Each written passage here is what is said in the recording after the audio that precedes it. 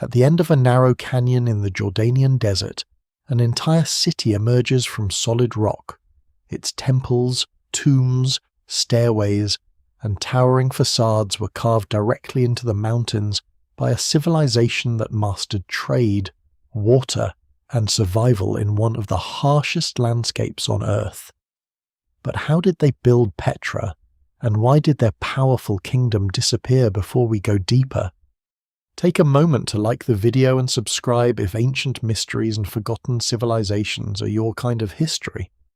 The first sign of the city is not a building, it is a wound in the mountain. 2 walls of sandstone rise on either side, sometimes so close that the sky narrows to a thin blade of light overhead. The passage twists for more than a kilometre through rock-stained red, gold, violet, and brown, colours that shift as the sun moves and shadows deepen. Underfoot, the path follows ancient water channels cut into stone.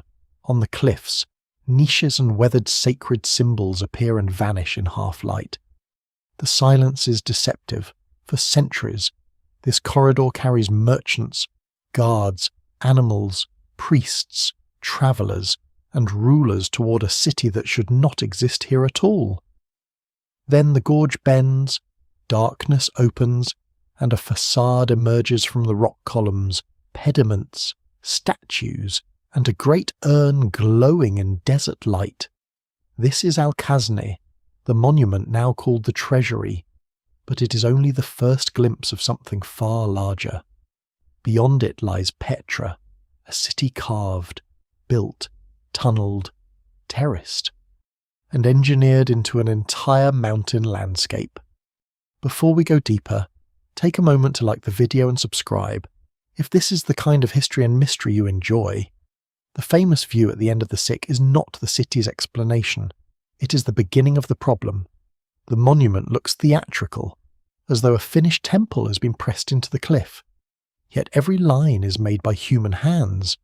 Workers stand on ledges or temporary platforms, cutting downward from the top of the rock face. They remove sections of mountain to reveal architecture within it. A mistake cannot simply be replaced. There are no separate blocks to reset, no damaged column to exchange. The facade and the cliff are the same object. Every proportion has to be planned before the first major cut is made, and every decision remains in stone. The people who create this city are the Nabateans, an Arab people whose kingdom rises between the deserts of Arabia and the powers of the Eastern Mediterranean. Their achievement is often reduced to a single phrase: they carved a city into the rock. That is true, but incomplete. Petra is not merely carved, it is managed as a living system. Water is captured from storms, redirected away from destructive floods, stored in cisterns, and carried through channels into neighbourhoods, gardens, temples, workshops and baths. Roads climb steep valleys, stairways rise to high places of worship, tombs cover the cliffs in long rows, turning the mountains into a monumental landscape of memory. Houses occupy terraces, markets gather near major routes, temples dominate open spaces. The city borrows forms from Egypt, Greece, Rome, and Arabia, yet combines them in ways unmistakably its own. Petra does not stand at the edge of the ancient world. It stands at a crossroads within it. Caravans arrive carrying incense from southern Arabia, luxury goods from farther east, bitumen from the Dead Sea, textiles, metals, wine, and precious objects. Merchants cross deserts. Outsiders imagine as empty, but that are threaded with wells, tracks, seasonal knowledge, guarded stations, and tribal territories. The Nabateans understand these routes with precision that becomes political power. They know where water can be found, where rock shelters a caravan from wind, where a valley narrows enough to be defended, and where travellers have no choice but to pass. Petra grows wealthy not because it is isolated, but because its rulers understand movement. Even so, the landscape remains dangerous. Rain can be rare for months and then arrive with terrifying force. Water rushes through narrow channels, carrying mud, branches, and boulders. The same gorge that creates Petra's dramatic approach can become a trap. The Nabateans respond with dams, diversion tunnels, retaining walls, settling basins, ceramic pipes, and carved conduits. Some are visible along the Sick, where channels and traces of piping still cling to the rock. Others are hidden across the valleys and high ground. Their purpose is not only to supply water but to discipline it. Petra survives by turning a violent and unpredictable environment into infrastructure. The record suggests this control is never complete. Floods still strike, earthquakes damage buildings, trade routes change, political pressure grows, the city's population rises and falls over centuries. Petra is not created in a single burst of genius, and it does not disappear in a single dramatic night. It changes gradually, adapting to new rulers, religions, economies, and risks. Some monuments are reused. Pagan temples become churches or quarries. Tombs become homes, workshops, storage spaces, or shelters. The city that appears eternal is constantly altered by people living among earlier ambitions. The popular image of Petra as a hidden city lost to the world is also misleading. Local Bedouin communities know the landscape and preserve their own relationships with its ruins. Medieval forces build fortifications in the region. Travellers leave scattered accounts. The city is never erased from human awareness, though its former scale and purpose become obscured. European visitors later describe Petra as a rediscovered wonder, but they are entering a place that has never truly been empty. The mystery lies not in total disappearance, but in how a thriving capital can shrink into a landscape of monuments whose original meanings are only partly remembered. And much of Petra remains unseen.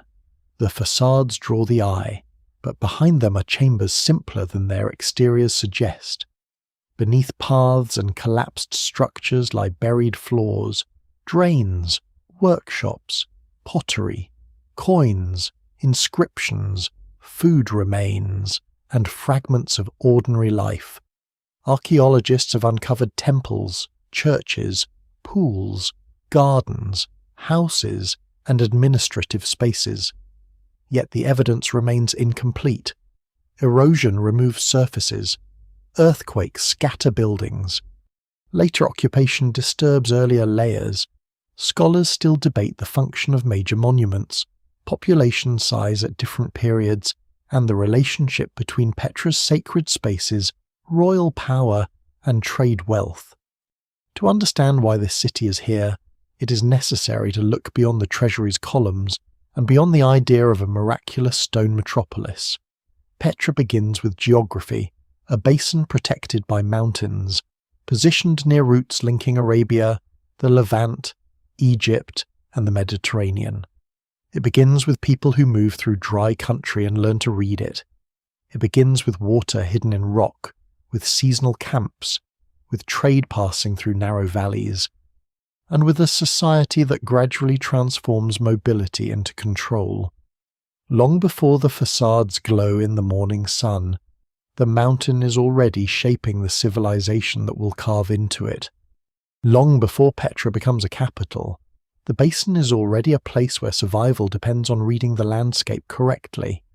From a distance, southern Jordan appears severe and almost empty broken plateaus, steep sandstone ridges, narrow valleys, and wide stretches of gravel desert fading toward the horizon. Rainfall is limited, vegetation sparse, and summer heat settles heavily into the rock. Yet the region is not lifeless. Springs emerge where underground water meets fractured stone. Winter storms briefly fill channels and depressions. Wild plants appear after rain, while ibex, gazelle, birds, and smaller animals move between sheltered valleys. For people who understand these rhythms, the land offers roots, refuge, grazing, stone, and water. For those who do not, it can close around them with astonishing speed.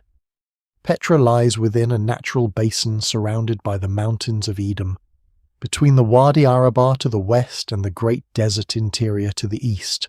To the south, paths lead toward the Gulf of Aqaba and the Red Sea. To the north, routes connect with the Dead Sea, the Levant, Damascus, and the Mediterranean coast. Eastward lies the long approach to Arabia, where incense-producing regions and oasis settlements form part of a vast commercial world. The location is difficult, but difficulty is part of its advantage. The cliffs conceal approaches, valleys control movement, and high ground provides observation over the surrounding country. A community established here can watch roads, protect water, and force travellers into predictable corridors. The city's most famous entrance, the Sekin, begins as a natural fracture in the sandstone, widened and reshaped by water and geological pressure over immense spans of time. It is not the only route into the basin, but it is the most dramatic. Other tracks cross saddles and descend through side valleys, linking Petra with farmland, pasture, religious sites, caravan stations, and smaller settlements scattered across the region. The ancient city is therefore not an isolated collection of monuments. It belongs to a much larger inhabited landscape. Fields, villages, roads, watchpoints, quarries, cisterns, and seasonal camps extend well beyond the central ruins seen by most visitors today. Human occupation in this area reaches back thousands of years before the Nabatean kingdom. Near Petra, the site of Beda preserves evidence of an early Neolithic community, dating to a period when people across the Near East are experimenting with settled life, cultivation, and animal management. Small groups build stone houses, reshape their settlement repeatedly, and maintain connections with other communities through the movement of materials and ideas. Their world is separated from Nabatean Petra by many millennia, and there is no simple line of continuity between them. Still, Beda reveals something important. This difficult landscape is capable of supporting organised settlement far earlier than the monumental city suggests. Over the centuries, different peoples move through or inhabit southern Jordan. Hunters, pastoralists, farmers, traders, and seasonal travellers leave behind stone tools, pottery, burials, inscriptions, and traces of camps. Some remain only briefly. Others establish villages or fortified places. The evidence is uneven, and much of it has been damaged by erosion or buried beneath a later occupation. What survives in the record suggests a region shaped less by isolation than by repeated movement. People cross these mountains because the mountains stand between valuable destinations. The same geography that creates hardship also creates opportunity. During the Iron Age, the Kingdom of Edom develops across parts of southern Jordan. Edomite settlements, strongholds, and agricultural communities appear in the highlands, while copper production in the wider region connects local political power with long-distance exchange. Biblical traditions later preserve memories of Edom, though these written accounts are shaped by the concerns of neighbouring societies and cannot be read as straightforward chronicles. Archaeology provides a more complicated picture of communities adapting to mountain terrain, controlling resources, and participating in regional trade. Scholars still debate the exact extent of Edomite authority around the Petra Basin, but the area clearly does not wait for the Nabateans to discover its strategic value. One of the most prominent heights near Petra is al-Biara, a steep mountain rising above the central basin. Its summit contains remains associated with earlier occupation, including structures generally linked to the Edomite period. Reaching the top requires a demanding climb. Yet from there, the surrounding landscape opens in every direction. The location offers defense and visibility, but daily life on such a height would have required careful organization. Water, food, fuel, animals, and building materials all have to be managed. It is a reminder that communities in this region are accustomed to solving logistical problems long before Petra's monumental engineers begin cutting facades into cliffs. The wider environment also supports limited agriculture. Higher elevations receive more rainfall than the desert below, and cooler conditions allow seasonal cultivation. Terraces slow runoff and preserve soil on slopes. Barley, wheat, grapes, olives, and fruit can be grown where water and terrain permit, although yields vary sharply from year to year. Herding remains equally important. Goats and sheep convert scattered vegetation into milk, meat, wool, hides, and portable wealth. Families may move animals between seasonal grazing areas while maintaining ties to permanent settlements. Mobility and settlement are not opposites here. They are two parts of the same survival strategy. This mixture of farming, herding, and movement creates the foundation for a trading culture. A caravan route is not simply a line across a map. It depends on people who know the distance between water sources, the seasons when heat becomes dangerous, the tribal relationships that determine safe passage, and the terrain where animals can rest. Pack animals need fodder and water, merchants need guides, guards, shelter, repairs, and information about political conditions ahead. Every successful crossing requires local knowledge. Those who possess that knowledge can earn wealth without producing the luxury goods themselves. Camels transform travel across Arabia, especially as their use in long-distance transport becomes increasingly organized during the first millennium BCE. Their ability to carry heavy loads and endure dry conditions expands the scale of desert commerce, though they do not make travel effortless. Caravans still move slowly. Animals become sick, water containers break, sandstorms erase tracks, and raids remain a constant threat. The desert does not become safe. It becomes economically navigable, and communities positioned near reliable routes gain new importance. Southern Jordan sits close to the northern end of networks carrying frankincense and myrrh from Arabia. These resins are valued in temples, funerary rituals, medicine, perfume, and elite display across the ancient world. They are light enough to transport over great distances and valuable enough to justify the risks. Other goods move with them: spices, textiles, metals, precious stones, salt, wine, oils, and manufactured objects. Some travel the full length of the route, while others pass through many hands. Each exchange adds cost, profit, and political interest. The people who eventually become known as the Nabateans emerge within this world of movement. Their earliest history remains difficult to reconstruct because they leave few written accounts of their own beginnings. Outside sources describe them only when they become relevant to neighbouring states, and those descriptions often reflect suspicion toward mobile desert peoples. Yet their later success suggests deep familiarity with the practical systems already operating across the region: pastoral mobility, guarded trade, hidden water sources, seasonal timing, and flexible political alliances.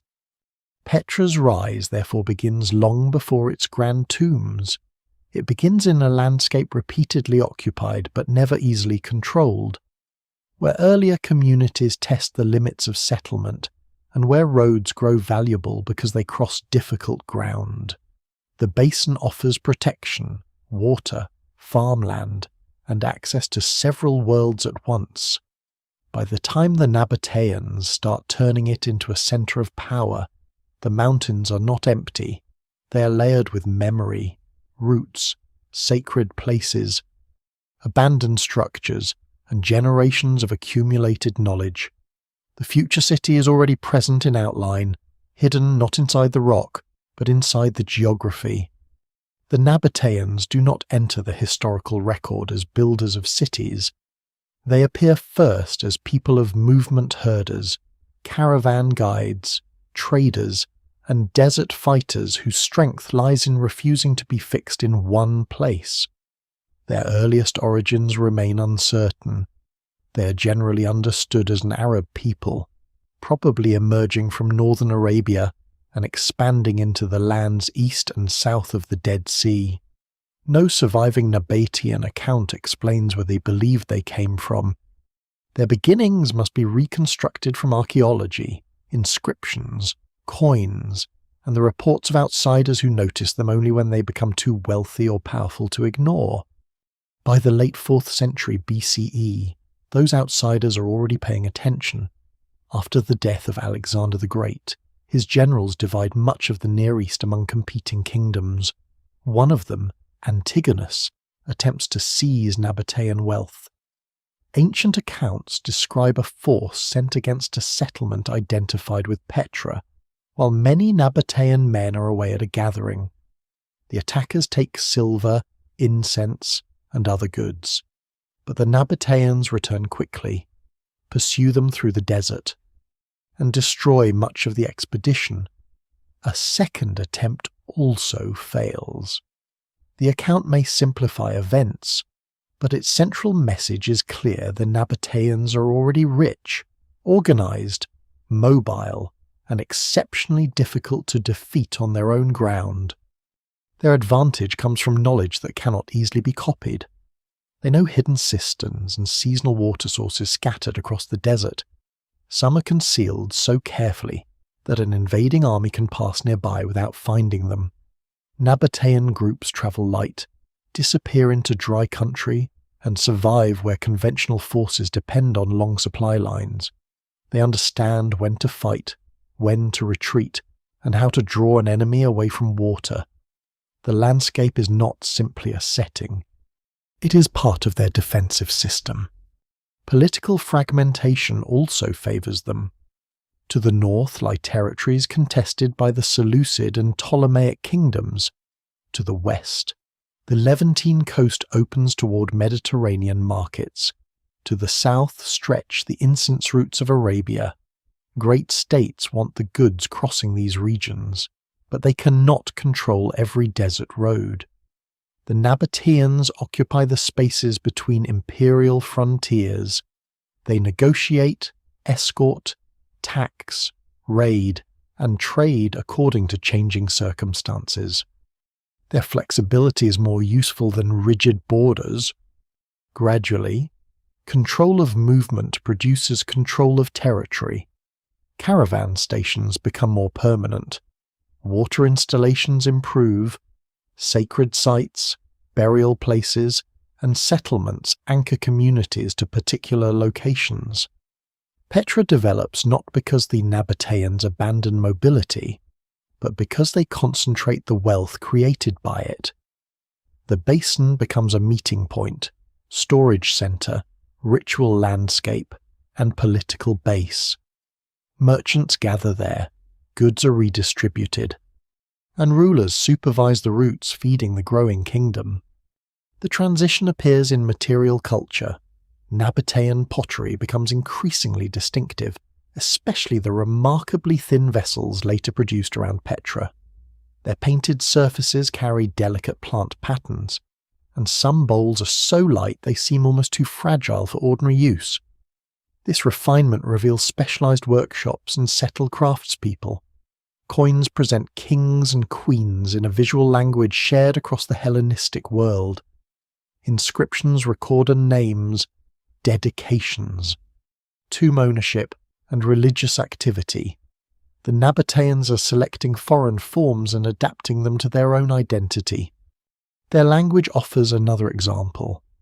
They speak forms of Arabic, but write mainly in a script derived from Aramaic, the widely used administrative and commercial language of the Near East. Over time, the flowing shapes of Nabatean writing contribute to the development of the Arabic script. This is a quieter legacy than Petra's facades, but a significant one. The same society remembered for carving mountains also helped shape written forms used across much of the world centuries later. By the 2nd century BCE, Nabatean rulers appear more clearly. The title of king signals a transformation in political organization, though the process is probably gradual. A monarchy can negotiate with neighboring states, command troops, issue coins, collect revenue, and present the kingdom as a unified power. Yet Nabatean kings rule a society still tied to tribal relationships, merchant interests, and regional communities. Their authority depends not only on force, but on keeping trade moving and alliances intact. One early king, Aretas I, is mentioned in connection with events in the southern Levant. Later rulers expand Nabatean influence into areas of modern Jordan, Syria, Israel, and Saudi Arabia. At different moments, the kingdom controls or influences Damascus, the Negev, Hegra, and routes toward the Red Sea. Its borders are never as fixed as those on a modern map. Power is strongest around towns, water sources, roads, and defensible corridors. Between them lie zones where authority is negotiated rather than absolute. Commerce remains the foundation beneath this expansion. Taxes on caravans, markets, agriculture, and controlled territory provide resources to govern and fight. Wealth pays for dams, temples, tombs, roads, and monumental display. Stone architecture becomes political language made visible. Petra's basin changes from a protected gathering place into a royal capital. Cliff faces become statements of family status. Sacred routes organize movement. And public spaces emerge where authority can be performed before residents and visitors. Scholars still debate how centralized the early kingdom truly is, and how quickly Petra becomes its dominant center. The surviving evidence favors elites and monuments, while pastoral lives remain harder to trace. Many Nabateans may continue moving seasonally even as the kingdom urbanizes.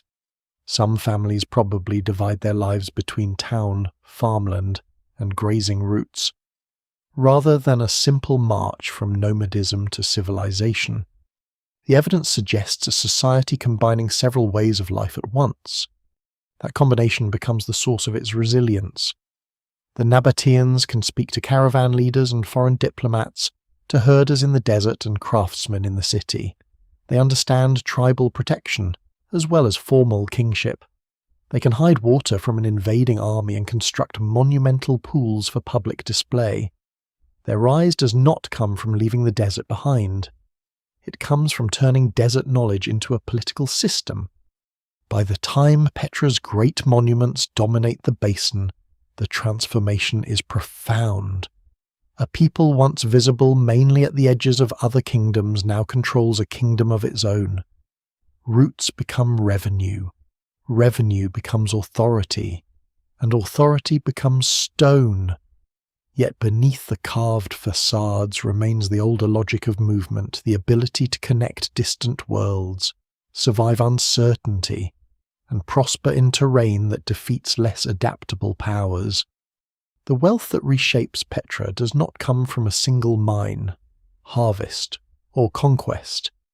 It arrives in motion, carried on the backs of animals and guarded by people who understand that a road can be more valuable than the land beside it. From southern Arabia come frankincense and myrrh, aromatic resins harvested from trees growing in regions where rainfall, soil, and altitude create conditions difficult to reproduce elsewhere. These substances burn in temples, accompany burials, scent palaces, and enter medicines and cosmetics. Their value rests partly in scarcity and partly in belief. Smoke rising from incense becomes an offering, a sign of purity, and a visible bridge between human ritual and the divine. The journey north is long. Caravans pass through a chain of oases, wells, settlements, and guarded stations. loads may change hands many times before reaching Petra. Merchants bargain over weight, quality, risk, and distance. Animals require rest, drivers require food, and every stretch of road depends on agreements with communities controlling the next source of water. The Nabateans do not necessarily own every product moving through their territory. Their power comes from organizing passage, protecting caravans, supplying routes, collecting duties, and ensuring that goods can continue toward markets where prices rise with every stage of the journey. Petra stands near the point where several worlds meet. From its basin, routes lead west toward Gaza and Mediterranean ports, north toward Damascus and the cities of the Levant, south toward the Red Sea, and east into Arabia. Goods arriving from one direction leave in another form. Incense may be repacked for coastal trade. Wine from the Mediterranean moves into inland markets. Bitumen from the Dead Sea, valued for waterproofing and embalming, travels through regional networks. Textiles, spices, metal objects, glass, oils, dyes, precious stones, salt, grain, and ceramics pass through the same system. Some come from nearby, others have already crossed astonishing distances. Among the most intriguing possibilities is the movement of products originating far beyond Arabia. Indian spices, luxury textiles, pearls, and exotic aromatics can reach Red Sea ports through maritime trade before travelling inland.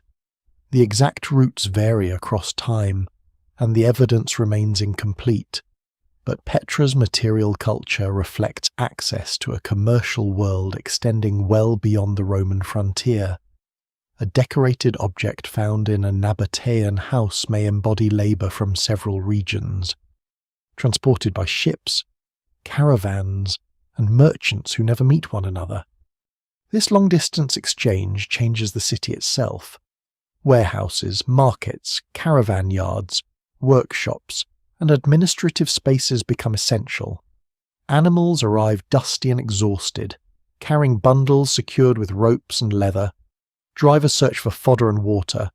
Merchants need lodging, interpreters, money changers, legal protection, and information about conditions farther north. Officials assess taxes and inspect goods. Craftspeople repair saddles, containers, wheels, tools, and weapons. The monumental facades suggest royal grandeur, but Petra's daily rhythm is also built from negotiation, accounting, feeding, loading, unloading, and waiting. The Nabateans profit because they understand that trade is a system rather than a procession of valuables. They invest in roads and water installations across territory far from the capital.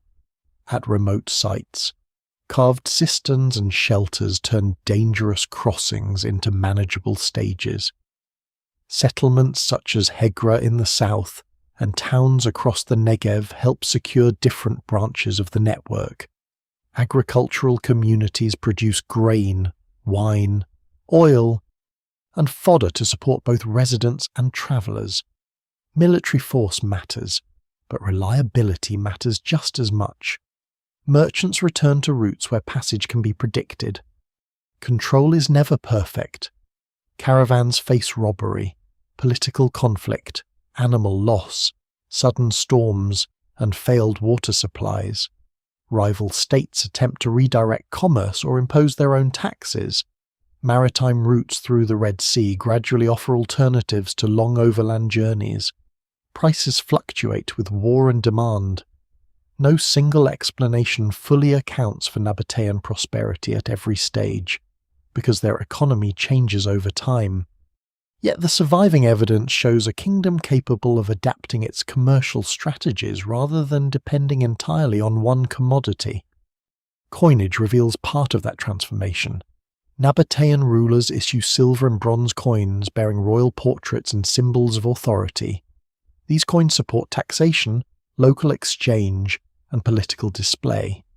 Their designs draw on neighbouring Hellenistic traditions, but the images become distinctly Nabatean. Kings sometimes appear beside queens, an unusual and revealing choice that places royal women visibly within the language of power. Coins circulate far beyond the capital, carrying the identity of the monarchy into markets where most people will never see Petra itself. Trade also brings ideas. Architectural styles travel with craftsmen, sketches, and memory. Egyptian forms appear beside Greek columns and Near Eastern religious symbols. Imported pottery and glass inspire local production. Languages meet in commercial spaces, and personal names reveal mixed communities and broad connections. Petra is not passively imitating more powerful cultures.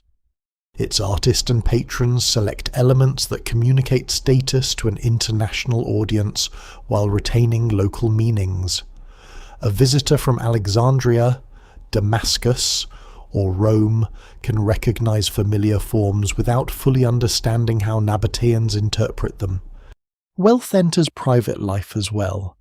Houses near the urban centre contain painted plaster, stone floors, courtyards, storage rooms, and imported goods. Fine ceramics sit beside ordinary cooking vessels. Wine is produced in surrounding agricultural zones and consumed in the city. Gardens and pools display the control of water in a place where water itself is luxury.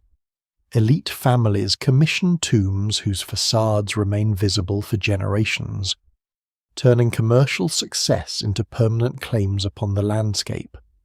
Yet prosperity is uneven. The merchants, rulers, and families who fund the greatest monuments represent only part of Nabatean society.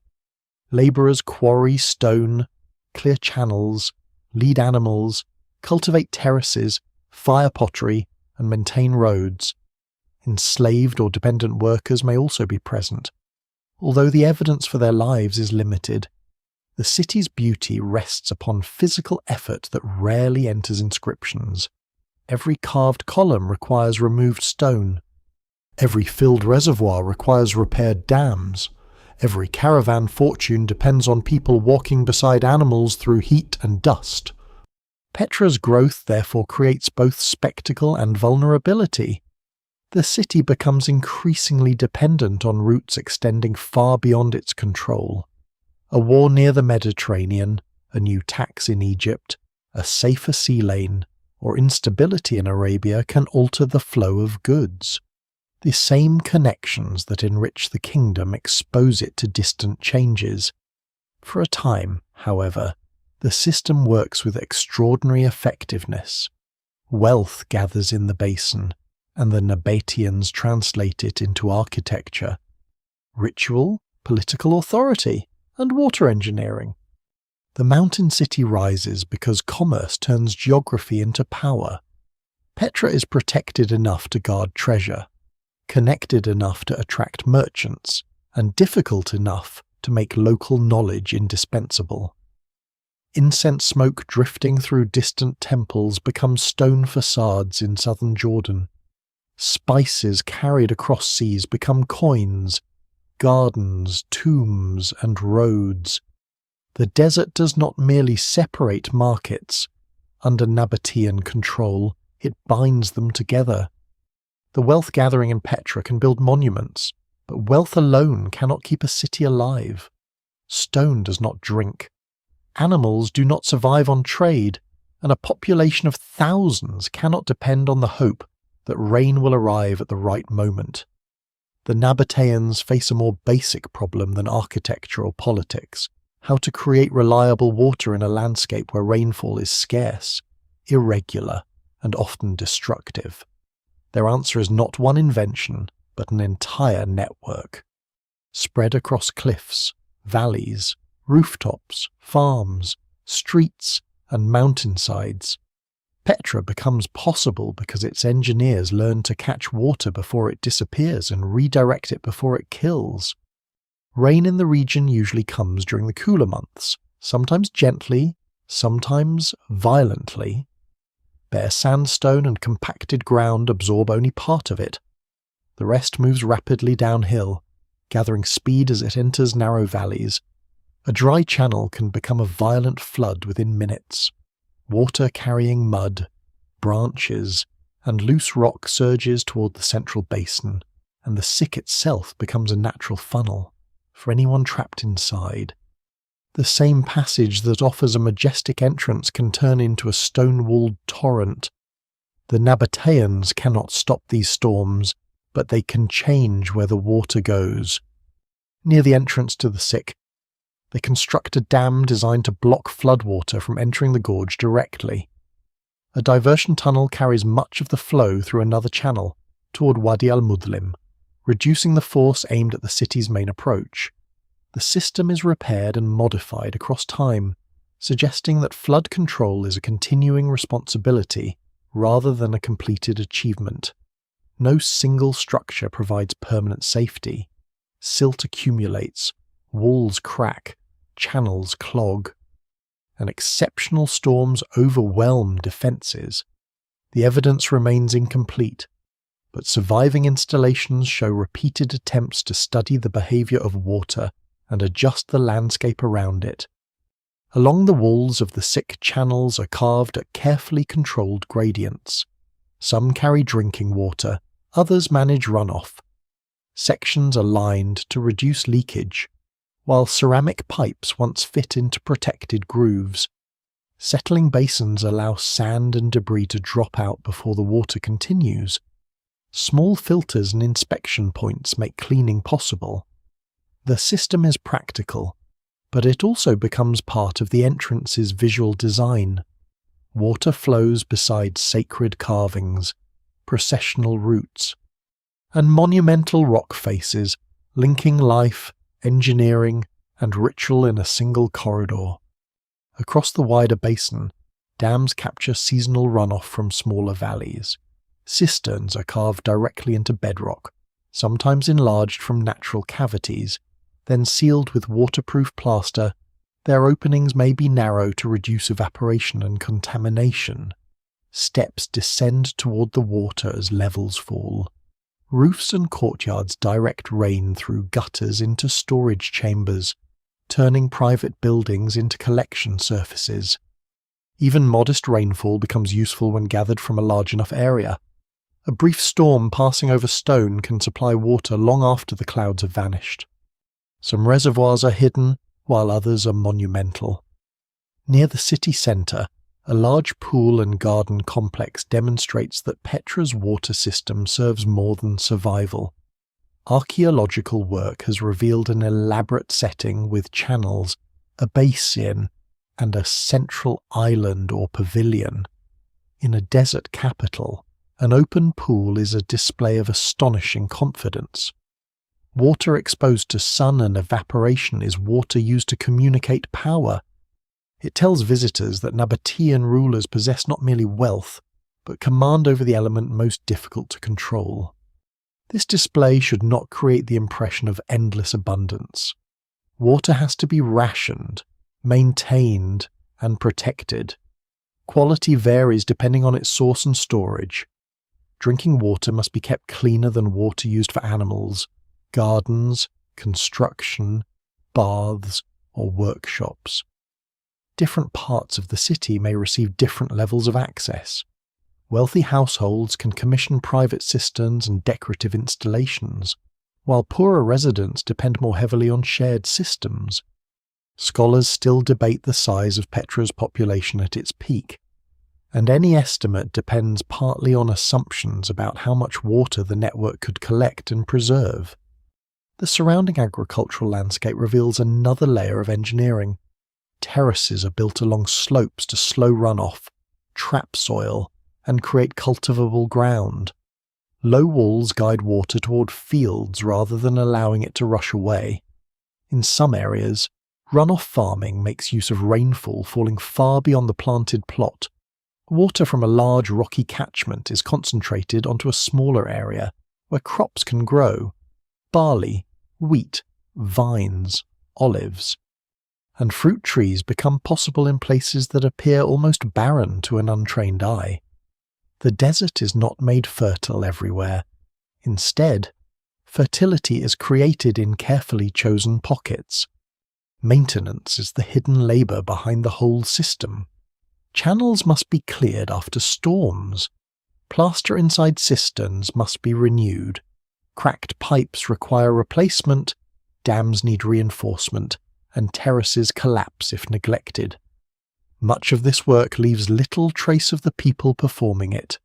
Engineers may design the network, but generations of labourers keep it alive. Their success is measured by absence of flood that does not destroy a street, a reservoir that does not leak, a crop that does not fail after the rains end.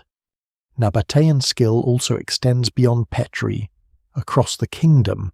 Remote stations, settlements, and agricultural zones contain cisterns and runoff systems adapted to local conditions. Hegra, the Negev, and routes across the desert show variations on the same principle. Water is stored where movement requires it and harvested where settlement depends on it. This network supports caravans, troops, farmers, pilgrims, and travellers. It transforms scattered water knowledge into the infrastructure of a state. Yet the system remains vulnerable to neglect and disaster. A major earthquake can shift channels, fracture reservoirs, and alter springs. Political decline can reduce the labour available for maintenance. If trade contracts and population falls, fewer people remain to clear silt or rebuild terraces. Water engineering creates resilience, but resilience is not permanence. Petra survives only while people continue reading the landscape as carefully as their predecessors did. This is the city's deeper achievement.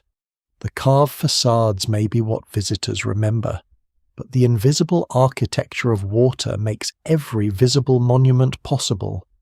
Behind the treasury, beneath the streets, above the cliffs, and beyond the basin lies a second city of channels. Dams, pipes, cisterns, tunnels, and terraces. The Nabateans do not conquer the desert. They negotiate with it, storing its brief generosity and diverting its sudden violence. In doing so, they turn a mountain refuge into a functioning capital, one measured not only by what rises from stone, but by what flows quietly through it. Water allows Petra to live, but stone allows it to declare who lives there. Around the basin, cliffs rise in surfaces broad enough to become architecture.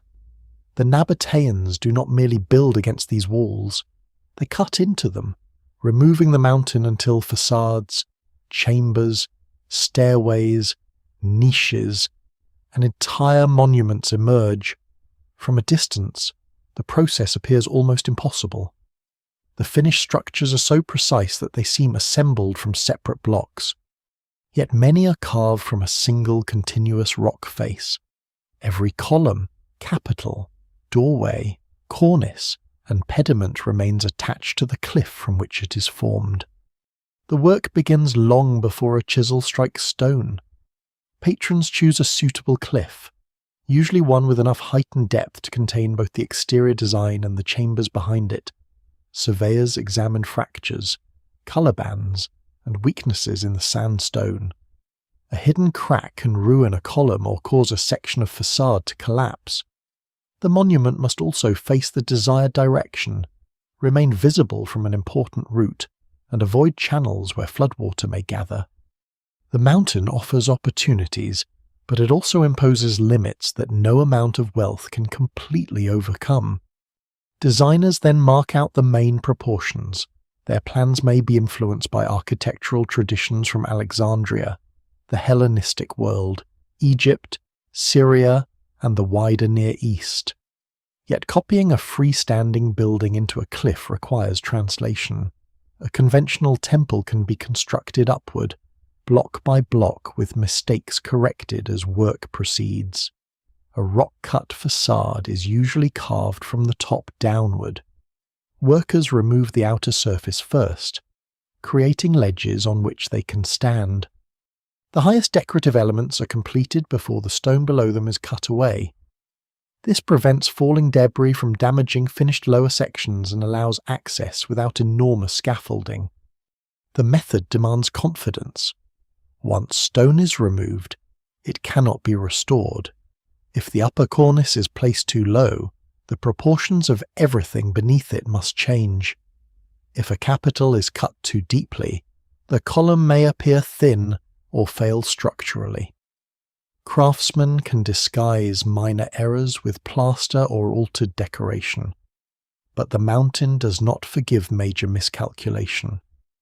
What survives in the record suggests careful measurement, experienced teams, and a clear division of labour.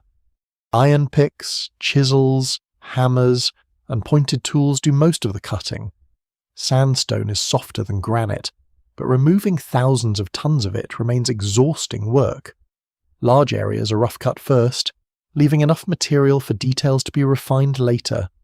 Workers strike repeatedly along planned lines, creating grooves and breaking away sections of rock. Tool marks still survive on unfinished surfaces and hidden areas, preserving the rhythm of labour more clearly than the polished facades do.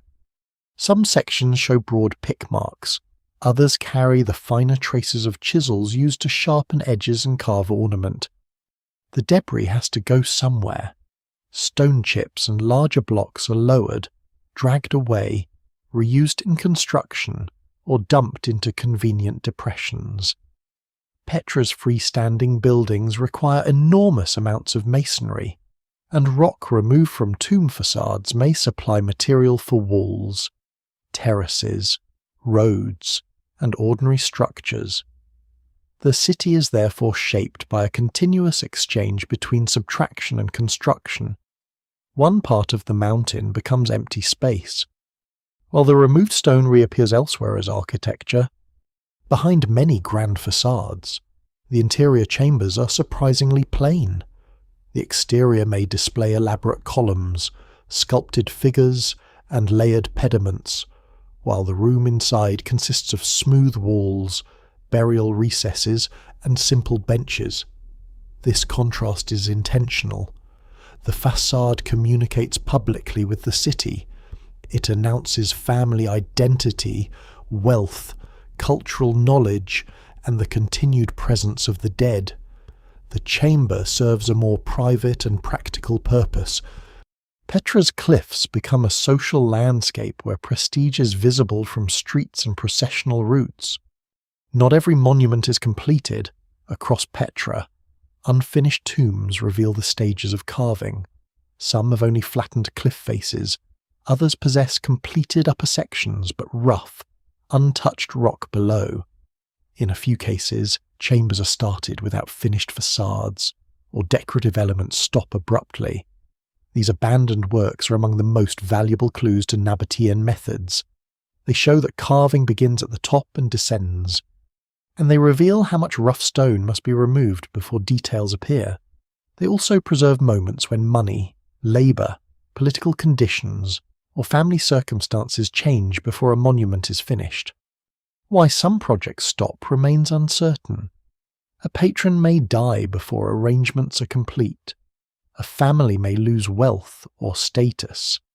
The rock may reveal a dangerous fracture. Craftsmen may be redirected toward more urgent royal work. No single explanation fully accounts for every unfinished facade, but each one exposes the vulnerability beneath monumental ambition. Even a tomb intended to endure for centuries depends on temporary agreements between patrons, planners, labourers, and stone. Colour adds another dimension now largely lost. Petra is remembered as a city of red sandstone, yet many facades and interiors may once have been coated with plaster and painted. Architectural details could be sharpened with pigments.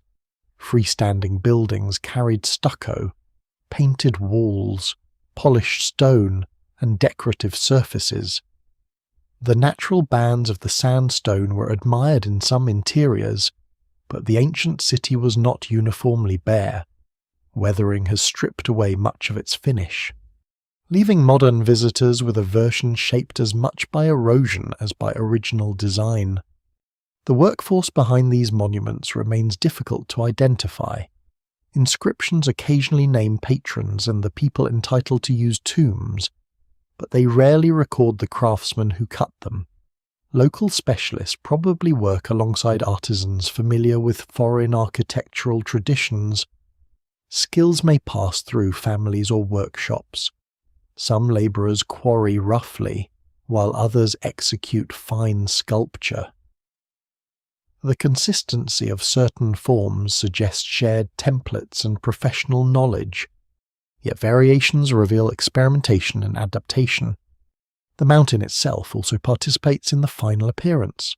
Sandstone layers differ in hardness and colour. Wind rounds sharp edges. Rain follows cracks and deepens them. Salt crystals form within the rock and force grains apart. Earthquakes break weakened sections. Faces, statues, and columns gradually lose their details, while protected surfaces remain unexpectedly crisp. What appears today is therefore a collaboration between ancient intention and 2,000 years of weather. Petra's monuments are often treated as evidence of mysterious technology, but their creation requires no lost machinery. It requires something more understandable and, in many ways, more impressive planning, skilled observation, disciplined labour, and enough time to remove a mountain one strike at a time. The tools are simple. The organisation is not. Every facade represents thousands of decisions made in the correct order. By carving downward from the cliff tops, Nabatean workers reverse the ordinary logic of construction. They do not raise monuments toward the sky. They reveal them by cutting the mountain away. The result makes architecture appear permanent, as though it has always waited inside the rock. Yet the unfinished surfaces and surviving tool marks tell a different story. Petra is not discovered within the mountain.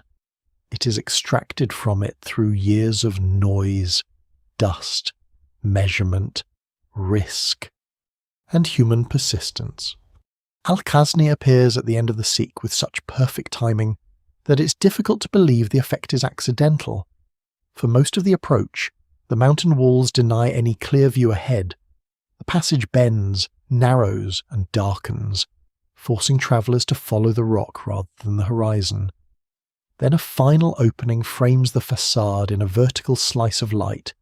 Only part of it is visible at first: a column, a carved figure, the edge of a pediment. A few more steps reveal the whole monument. Rising nearly 40 metres against the cliff, the entrance to Petra has become a carefully staged encounter between human design and natural landscape. Its modern name, Al-Khazni, means the treasury. The title comes from a much later legend, not from secure knowledge of the monument's original purpose. Local stories claim that treasure was hidden inside the great stone urn crowning the upper facade. Some versions describe wealth placed there by an Egyptian pharaoh. Others connect it with bandits or ancient kings. The urn bears marks from gunfire, left by people who apparently hoped to break it open. They found only solid stone. The supposed container is part of the cliff, carved like everything around it, and could never have held the fortune imagined inside. The true purpose of Al-Khazni is less dramatic but historically more revealing. Most archaeologists interpret it as a royal or elite tomb, probably created during the late 1st century BCE or early 1st century CE. It may be associated with King Aretas IV, whose long reign marks one of the greatest periods of Nabatean prosperity. Although no surviving inscription identifies the owner with certainty, scholars still debate the precise date and patron. The monument's scale and position strongly suggest someone of exceptional status, but stone grandeur does not provide a name. Its design is unlike a simple tomb entrance. 6 tall columns support a broad lower level with a central doorway. Above, the facade breaks into a more complex arrangement. A circular central structure, known as a tholos, stands between divided pediments and smaller architectural forms. Sculpted figures occupy niches and upper surfaces, though weathering has damaged many beyond easy recognition. The composition resembles architecture found in the Hellenistic Mediterranean, especially the theatrical and royal styles associated with cities such as Alexandria. Yet it is not a direct copy of any known building. Nabatean designers combined foreign elements into a facade adapted to the cliff and the symbolic world of Petra. At the centre of the upper level stands a female figure, often identified as Isis Tyche, blending features of the Egyptian goddess Isis with the protective fortune deity Tyche. Nearby figures may include Amazons, Victories, or mythological twins, though erosion makes identification uncertain. Eagles, associated with the sky, kingship, or the passage of the soul, appear in the decoration. Plant forms spread across capitals and friezes. The facade speaks in several cultural languages at once. Greek architectural vocabulary, Egyptian associations, and Nabatean funerary meaning are compressed into one surface. This mixture is not evidence that Petra lacks an identity of its own. It reveals the opposite. Nabatean elites belong to a kingdom enriched by international movement. Their monuments must communicate with local people and foreign visitors alike. A merchant from the Mediterranean can recognize familiar columns and mythological forms. A Nabatean viewer may understand those same images through different religious and political associations. The facade's power lies partly in its ability to remain legible without being entirely explained. The monument is carved from the top downward, like the other great facades of Petra. Workers begin near the summit, cutting back the cliff to create a flat surface and shaping the highest urn before descending through the upper architectural level. Temporary ledges probably provide working platforms. Once the upper decoration is completed, the rock beneath is removed to expose the lower columns and doorway. The precision of the symmetry is remarkable. Though close inspection reveals small adjustments and irregularities, the builders are highly skilled, but they are responding continuously to the actual stone rather than following a perfect abstract design. Its preservation owes much to location. The surrounding cliffs shelter the facade from some wind and rain, while the deep recess at the end of the sick limits exposure. Even so, water has carved channels through parts of the rock, and flash floods once deposited sediment across the area in front of it. Modern visitors stand on ground considerably altered by centuries of debris, erosion, and clearing.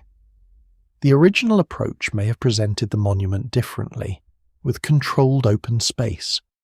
Paved surfaces, water installations, and sacred features shaping the final steps toward the entrance. Excavations in front of Al-Khazneh have uncovered burial chambers beneath the present ground level. These discoveries strengthen the interpretation of the structure as part of a funerary complex. Human remains and associated material indicate that the area was used for burial, though questions remain about the relationship between the lower chambers and the main facade. The discoveries also show how much of Petra lies hidden beneath surfaces that appear familiar. Even its most photographed monument still contains layers only partly understood. Inside, the contrast with the exterior is immediate. The main chamber is large but severe, with smooth rock walls and little surviving decoration. Side rooms open from the central space. There are no piles of gold, secret mechanisms, or elaborate corridors descending into the mountain. The simplicity can feel disappointing only if the facade is mistaken for a promise of treasure. Its true function is ceremonial. The exterior creates memory in public space. The interior holds the dead and the rituals surrounding them. The location beside the city's main entrance magnifies that function. Anyone passing through the sick encounters the monument. If it belongs to a ruler, The dead king remains symbolically present at the threshold of the capital. Merchants, diplomats, pilgrims, and residents enter under the gaze of a monument tied to royal power. The facade transforms burial into political theatre. Death does not remove the ruler from the city. It places him permanently within its most dramatic approach. Later generations reinterpret the structure because its original meaning is no longer securely preserved. The absence of a clear inscription allows stories to gather around it. Treasure legends replace royal funerary symbolism. Weathered figures become mysterious guardians. The building's emptiness encourages speculation, and its impossible appearance makes supernatural explanations tempting. Popular culture eventually turns it into the entrance to hidden chambers and lost relics, extending the ancient illusion that the facade conceals something far greater behind it. Yet the real achievement is not hidden. It stands openly in the cliff. Al-Khazneh demonstrates how Nabatean architects control anticipation, scale, light, and cultural symbolism. They use the narrowness of the Sikh as part of the monument, making the landscape function like an entrance hall. The treasury is not simply placed at the end of the gorge, it completes the gorge. Its mystery survives because certainty does not. No inscription names the patron. No ancient description explains the statues. The exact rituals performed there are lost. What remains is enough to identify a tomb, a statement of elite power, and a masterpiece of rock-cut architecture, but not enough to recover every intention. Al-Khazneh continues to withhold the final answer, standing between shadow and sunlight as Petra's most recognizable image and one of its most carefully constructed silences. Beyond Al-Khazneh, Petra opens gradually rather than all at once. The narrow gorge widens into a broader valley where the cliffs remain crowded with tombs, but the city begins to reveal a more ordinary face. Paths become streets. Open spaces appear between rock walls. Freestanding buildings once rise where today only foundations, broken columns, and scattered blocks remain. The monuments cut into the mountains survive because they are part of the mountains. The houses, shops, roofs, balconies, wooden doors, market stalls, and upper stories have mostly collapsed or disappeared. As a result, modern Petra can look like a city built almost entirely for the dead, even though thousands of living people once filled its basin. The Street of Facades is among the first places where this imbalance becomes clear. Rows of tombs climb the cliff, their entrances stacked above one another like the front walls of a silent neighborhood. Some facades are elaborate, while others are little more than rectangular openings. Their concentration reflects repeated generations of burial and commemoration, but the road below once carries a constant flow of residents, animals, traders, servants, pilgrims, and officials. Dust rises beneath sandals and hooves. Water moves through channels beside the path. The dead look down on the living, and daily movement passes through a landscape shaped by family memory. Farther into the basin stands the Great Theatre, carved partly from rock and expanded to accommodate thousands of spectators. Its seating cuts directly through earlier tombs, an act that reveals how urban priorities can override even sacred spaces.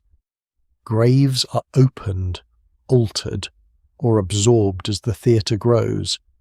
The structure is often associated with Roman influence, but its earliest phase is probably Nabatean, demonstrating that public entertainment and formal gatherings already matter before Roman annexation.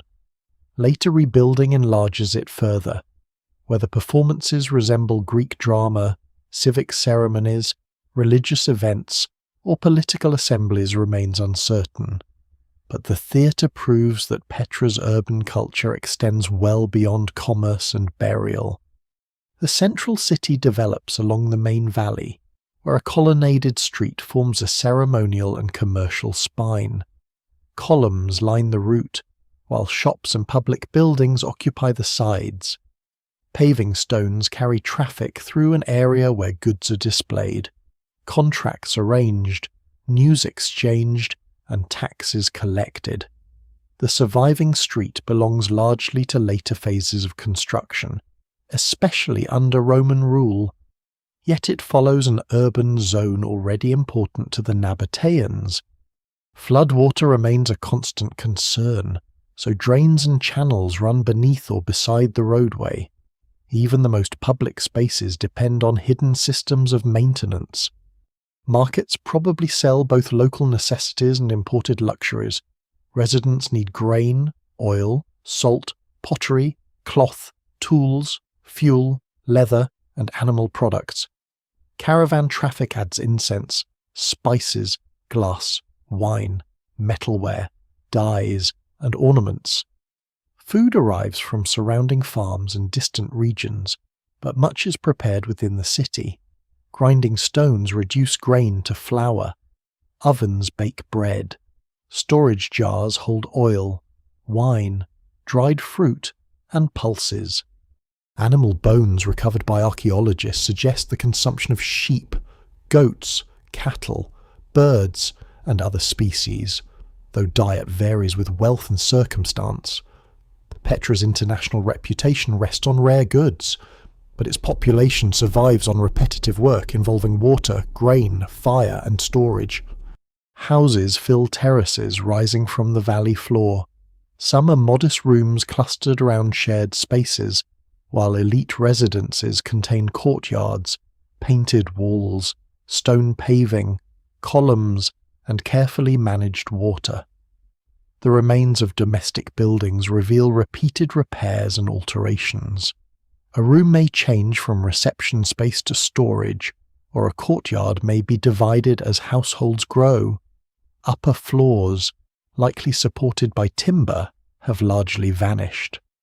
Doorways and wall foundations give only a partial impression of buildings that once possessed shade, textiles, wooden furniture, baskets, lamps, and personal objects. One lesser-known feature of Petra is the quality of its interior decoration. Fragments of painted plaster show that some houses and public buildings carry rich colours and architectural designs. At sites around the city, walls imitate marble panels or display floral patterns. Floors may be paved with stone or mosaics. The bare sandstone visible today gives an impression of deliberate austerity, but ancient Petra can be colourful, shaded, and visually dense. Curtains move across doorways. Plaster softens rough masonry, and painted surfaces conceal the raw stone beneath. Workshops occupy another part of this living world. Potters produce the famously thin Nabatean bowls, along with cooking pots, storage vessels, lamps, and transport containers. Stonecutters shape blocks and architectural details. Metalworkers repair tools, fittings, weapons, and caravan equipment. Textile production, leatherworking, food processing, and woodworking leave fewer durable traces but must support the city's population. Kilns and industrial activity require careful placement because of smoke, fire risk, fuel demands, and access to water. Petra is not only a place where wealth is displayed, it is a place where objects are constantly made, repaired, consumed, and discarded. Gardens introduce an unexpected softness into the city. Near the centre, the pool and garden complex creates a controlled green space surrounded by stone and desert. Trees and cultivated plants provide shade, fragrance, and status. Water channels feed the area, while architecture frames the pool as a place of display and perhaps royal leisure. Pollen and botanical remains help reconstruct what may have grown there, although the evidence remains incomplete. The garden is not simply decorative. It demonstrates that Nabatean power can produce a landscape within the landscape, concentrating water and vegetation where nature offers neither freely. temples dominate major areas of the city. The Kasra al-Bint, a large freestanding sanctuary, rises near the western end of the central street. Its thick walls and elevated platform give it a monumental presence distinct from the rock-cut tombs. Nearby, the structure known as the Great Temple occupies a vast complex of courtyards, stairways, columns, and decorated spaces. Its name is convenient rather than certain. Archaeologists have suggested religious, civic, ceremonial, or combined functions, and scholars still debate how the building changes over time. Petra repeatedly resists simple categories because its spaces are reused and adapted as political needs shift. Daily life also extends above the valley. Stairways carved into cliffs climb toward shrines, high places, water installations, and routes crossing the mountains. Residents are accustomed to steep movement. Goods, fuel, water, and building materials must be carried across difficult terrain. Donkeys and camels assist where paths permit, but many tasks depend on human strength. The city that appears graceful from a distance is physically demanding at ground level. At night, Petra does not vanish into complete darkness. Lamps burn inside houses, temples, workshops, and guard points. Fires glow where meals are prepared. Animals settle in courtyards and enclosures. Voices travel strangely between cliffs, amplified and redirected by stone. The monumental facades become shadows, while domestic life withdraws behind walls and doors. The city's famous silence belongs to the ruins, not to its past. What survives in the record suggests a crowded, uneven, and constantly changing capital. Wealthy families inhabit decorated houses near important public spaces. Labourers work beside caravan animals and kilns. Priests move between sanctuaries. Farmers arrive from the surrounding valleys. Foreign merchants bring unfamiliar languages and clothing. Children grow up among tombs older than their grandparents, treating monuments that astonish modern visitors as part of the ordinary landscape. Petra's deepest illusion is that its facades represent the whole city. They do not. They are the durable shell left after the softer materials of life have disappeared. Behind the surviving stone once lies a dense urban world of smells, noise, labour, trade, worship, hunger, celebration, illness, and routine. The carved mountains preserve the image of eternity, but the spaces between them preserve the harder truth Petra is great, not because it escapes ordinary human life, but because it manages to sustain it in such an unforgiving place. Petra's monuments are inseparable from religion, but the faith practiced among them does not fit neatly into the familiar categories of Greece, Rome, Egypt, or later Arabia. The Nabateans live at a crossroads, and their sacred world reflects that position. Deities, symbols, rituals, and architectural forms move along the same routes as merchants and goods, yet these influences do not erase local traditions.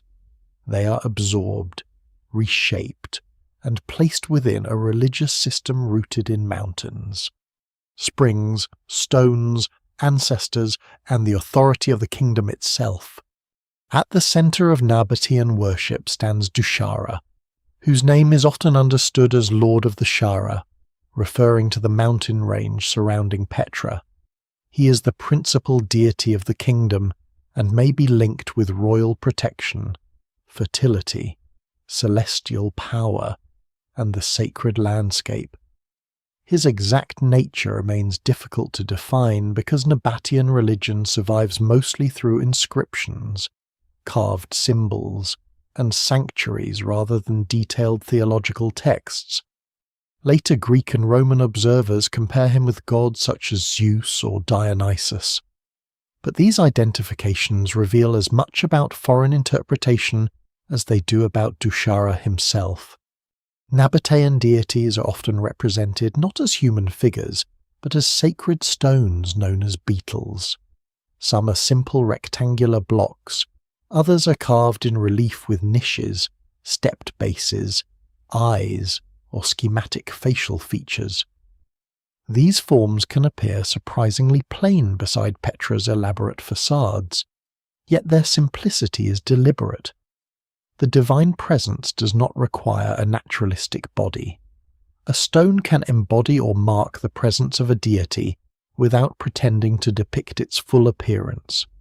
In a culture surrounded by dramatic rock formations, sacred power may be understood as residing in stone itself. Betils appear throughout Petra, carved into cliffs, placed inside niches, and installed in temples or smaller shrines. Some occur along the Sikh, where travellers entering the city pass sacred markers before reaching the treasury. Others stand in more secluded locations, approached by stairways cut into mountain slopes.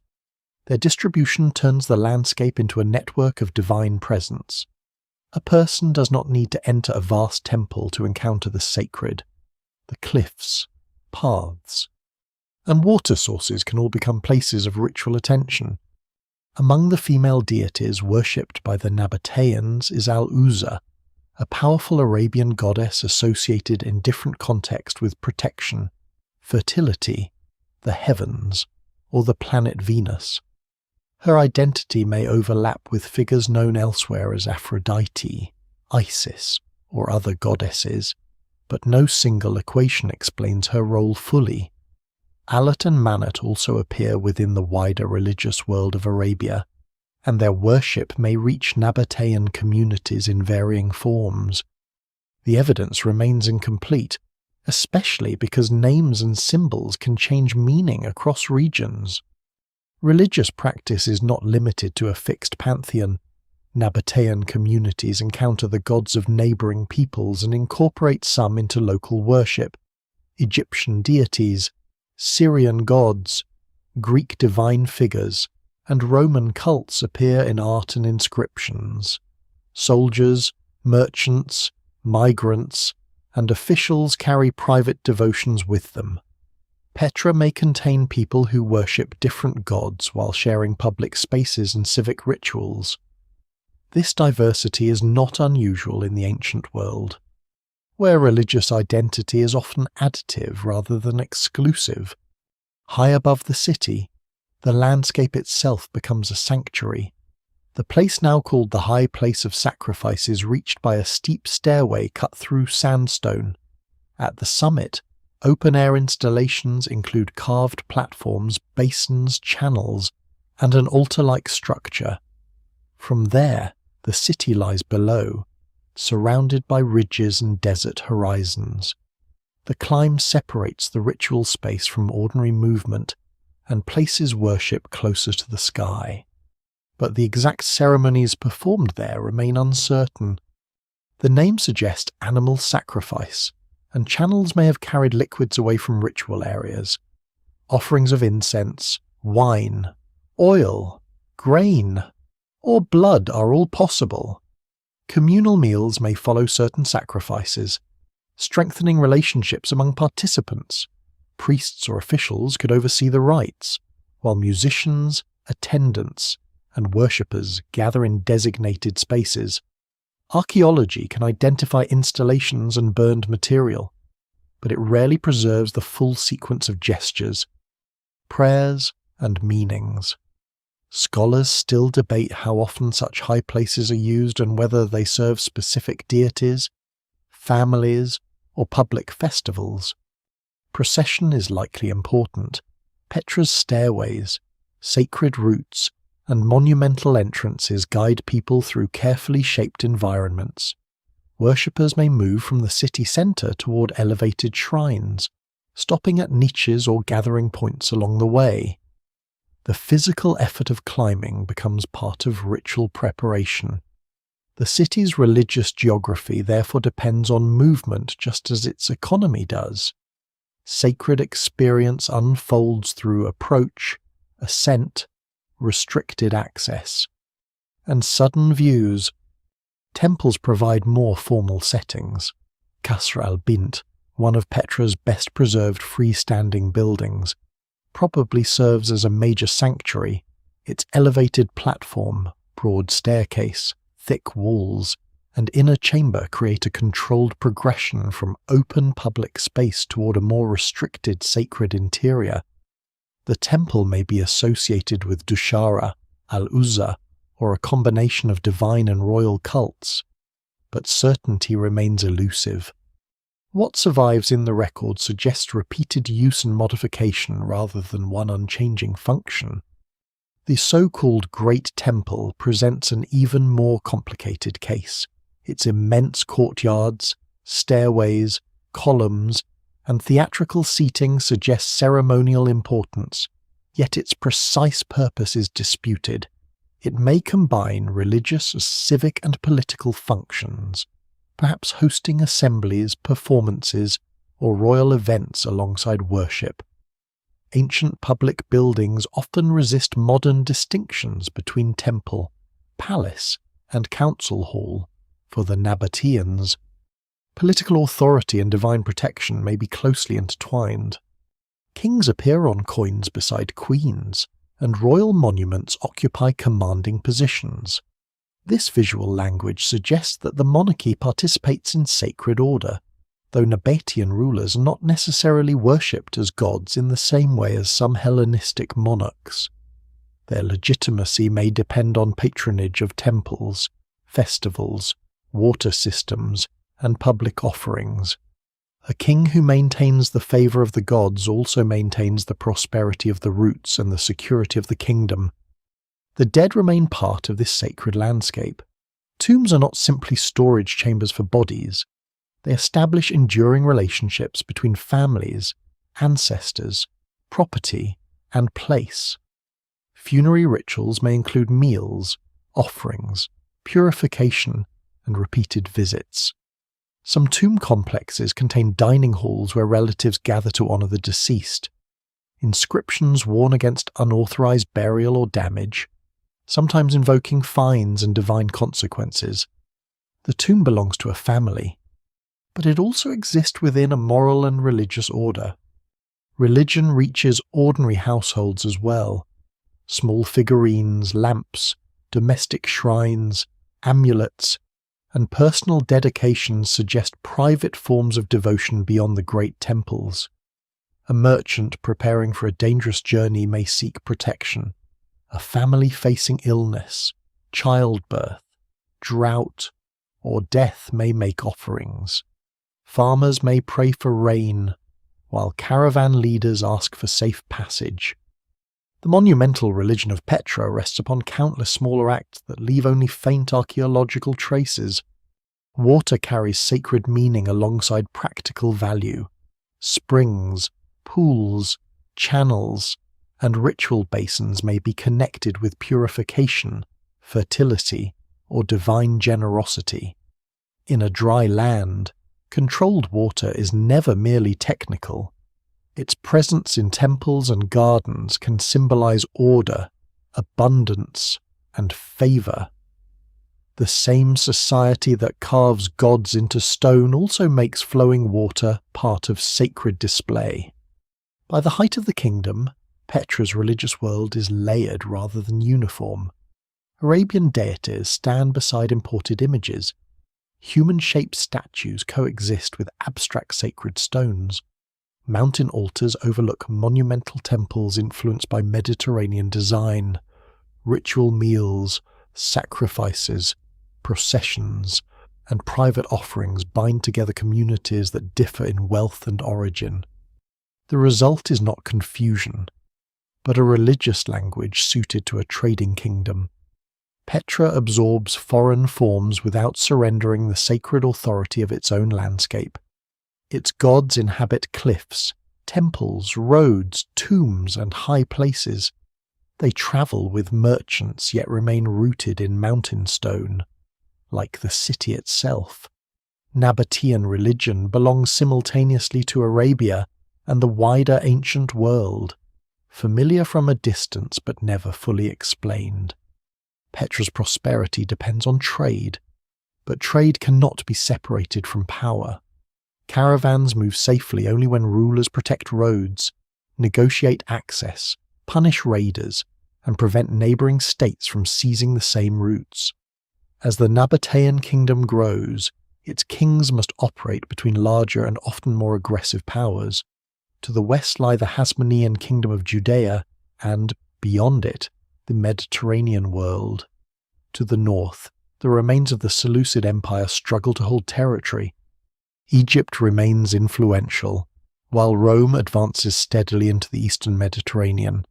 The Nabateans survive not by defeating every rival, but by shifting between diplomacy, warfare, marriage alliances, tribute, and strategic retreat. Their monarchy becomes more visible during the 2nd and 1st centuries BCE. Kings bearing the name Aretas appear repeatedly, along with rulers such as Obodas and Malichus. The repeated royal names create difficulties for historians because ancient sources are inconsistent and Nabatean inscriptions do not preserve a complete political narrative. Scholars still debate parts of the succession and the exact dates of some reigns. What survives in the record suggests a dynasty that presents continuity while adapting quickly to changing regional conditions. One of the kingdom's most dangerous neighbours is the Hasmonean state, which expands east and south from Judea. Its rulers seek territory, ports, and control over commerce. Conflict develops over the Negev, the Dead Sea region, and routes connecting inland Arabia with Gaza. The Nabateans and Hasmoneans are sometimes allies and sometimes enemies, depending on which ruler holds power and which threat appears more urgent. These reversals are not signs of confusion. They are normal diplomacy in a region where permanent friendship is less useful than temporary advantage.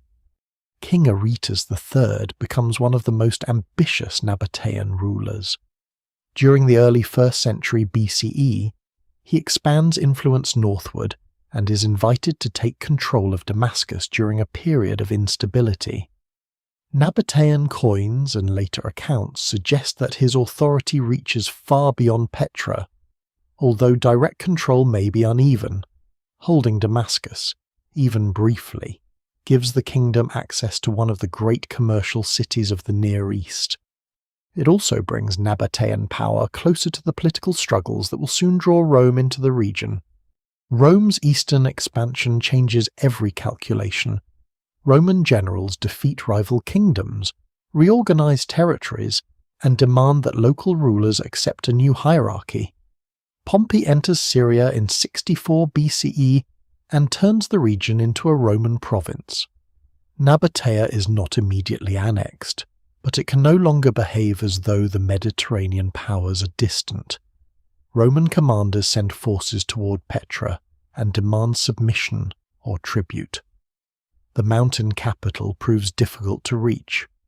A Nabatean diplomacy prevents outright conquest, payment, negotiation, and the practical inconvenience of desert campaigning help preserve independence. This independence is real but increasingly limited. Nabatean kings must satisfy Rome without appearing weak to their own elites and neighbouring peoples. They may provide money, troops, supplies, or political cooperation. At the same time, they continue competing for territory and trade. Petra's rulers become clients in a broad Roman system while retaining their throne. Coinage, laws, religious traditions, and internal administration.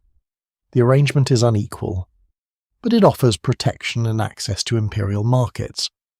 Obodas III rules during a period when Rome attempts to extend control deeper into Arabia. In 26 or 25 BCE, the Roman prefect of Egypt, Aelius Gallus, leads an expedition southward, intending to reach the wealthy incense-producing regions. A Nabatean official named Silius serves as guide. The campaign ends disastrously. Disease, heat, supply problems, and difficult terrain weaken the army before it achieves its goals. Roman accounts later accuse Silius of deliberately misleading the expedition. Though this claim may partly shift blame away from Roman planning, no single explanation fully accounts for the failure. But the episode demonstrates that imperial military strength does not erase the challenges of Arabian geography. Silius himself becomes one of the most intriguing figures in Nabatean politics. He is powerful enough to negotiate with foreign rulers and appears to seek influence beyond his official position. At one point, he attempts to marry Salome, the sister of Herod the Great, which could have created a major alliance between Nabatea and Judea. The marriage does not occur, and Silius later becomes entangled in accusations involving rebellion, murder, and deception. He's eventually executed by Roman authority. His career reveals that Nabatean politics is not controlled by kings alone. Courtiers, ministers, merchant elites, and regional leaders can shape foreign policy and threaten the balance of power. Relations with Herod the Great are especially complicated. Herod rules Judea as Rome's client king and transforms his territories through monumental construction. At times, Nabatea provides refuge or support to his enemies. At other moments, financial disputes and border conflicts lead to war. Nabatean forces can defeat Herodian troops under favourable conditions, but Rome's support often determines the final outcome. Both kingdoms remain commercially connected even while their armies fight. Trade continues because political hostility rarely stops economic necessity completely. The reign of Aretas IV, beginning near the end of the 1st century BCE, marks a high point in Nabatean history. His long rule brings relative stability, extensive building, and strong royal imagery. Coins portray Aretas alongside Queen Huldu and later Queen Shakilat, making royal women unusually prominent. Their appearance is not merely decorative. It suggests dynastic legitimacy and perhaps an acknowledged political role within the court. Inscriptions and monuments multiply across the kingdom, from Petra to Hegra and the Negev, indicating a state able to sponsor construction across great distances. Under Aretas IV, Petra reaches much of the form associated with its golden age. Elite tombs cover the cliffs, temples expand, water systems are improved, and trade remains profitable. Yet the king still operates beneath Roman oversight. Nabatean independence survives because the kingdom is useful. It stabilizes desert frontiers, facilitates commerce, and acts as a buffer between Roman provinces and Arabian territories. Rome does not need to administer directly what a cooperative local monarchy can manage more cheaply. Even during this prosperous period, conflict remains close.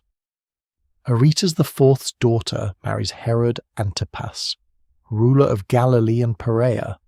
When Antipas later seeks to leave her for Herodias, the Nabatean princess returns to her father. The personal dispute contributes to war between Aretas and Antipas, though territorial tensions also lie beneath it. Nabatean forces win a major victory around 36 CE. Rome prepares to intervene against Aretas, but the death of Emperor Tiberius interrupts the campaign. A family marriage, a border dispute, and imperial politics converge, showing how private dynastic affairs can become matters of war. The Nabatean kings are therefore neither isolated desert chiefs nor fully sovereign emperors. They govern through negotiation at every level. They must maintain tribal loyalties, satisfy merchant interests, display religious legitimacy, manage ambitious officials, and respond to Rome. Their kingdom expands when surrounding states weaken and contracts when imperial pressure grows. Victory often comes from knowing when not to fight. Petra's monuments reflect this balancing act. Greek and Roman forms signal participation in an international political culture, while Arabian deities and Nabatean inscriptions affirm local authority.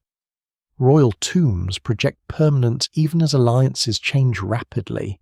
Stone creates the image of an unshakable kingdom, but the monarchy survives through flexibility rather than rigidity. For generations, this strategy succeeds. Nabatea remains wealthy, respected, and formally independent while kingdoms around it fall or become Roman provinces. Yet the same closeness to Rome that protects Petra also makes eventual absorption more likely.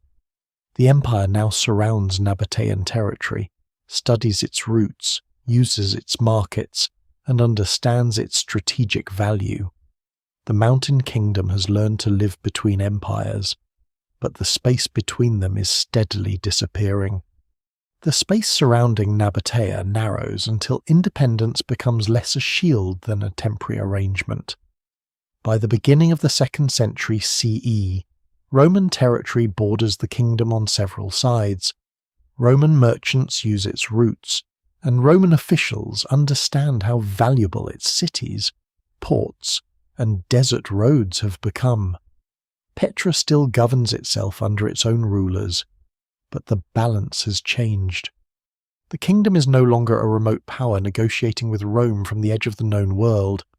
It lies inside an imperial system that has already absorbed most of its neighbours. The last Nabatean king is Rabel II, who rules from 70 to 106 CE. His reign is long, and inscriptions praise him with titles emphasizing the restoration or preservation of his people. These formulas may reflect genuine political concerns, though their exact meaning remains debated. Some scholars interpret them as evidence that Rabel strengthens Nabatean identity in response to growing Roman pressure. Others see conventional royal language rather than a sign of crisis. What survives in the record suggests a kingdom still active and prosperous, but operating under increasingly restricted conditions.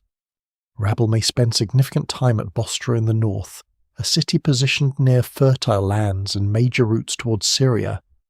Petra remains the symbolic and monumental heart of the kingdom, yet Bostra's strategic value grows as political and commercial attention shifts northward.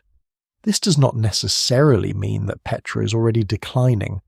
Ancient kingdoms can possess more than one centre, with royal authority moving according to military, administrative, and economic needs.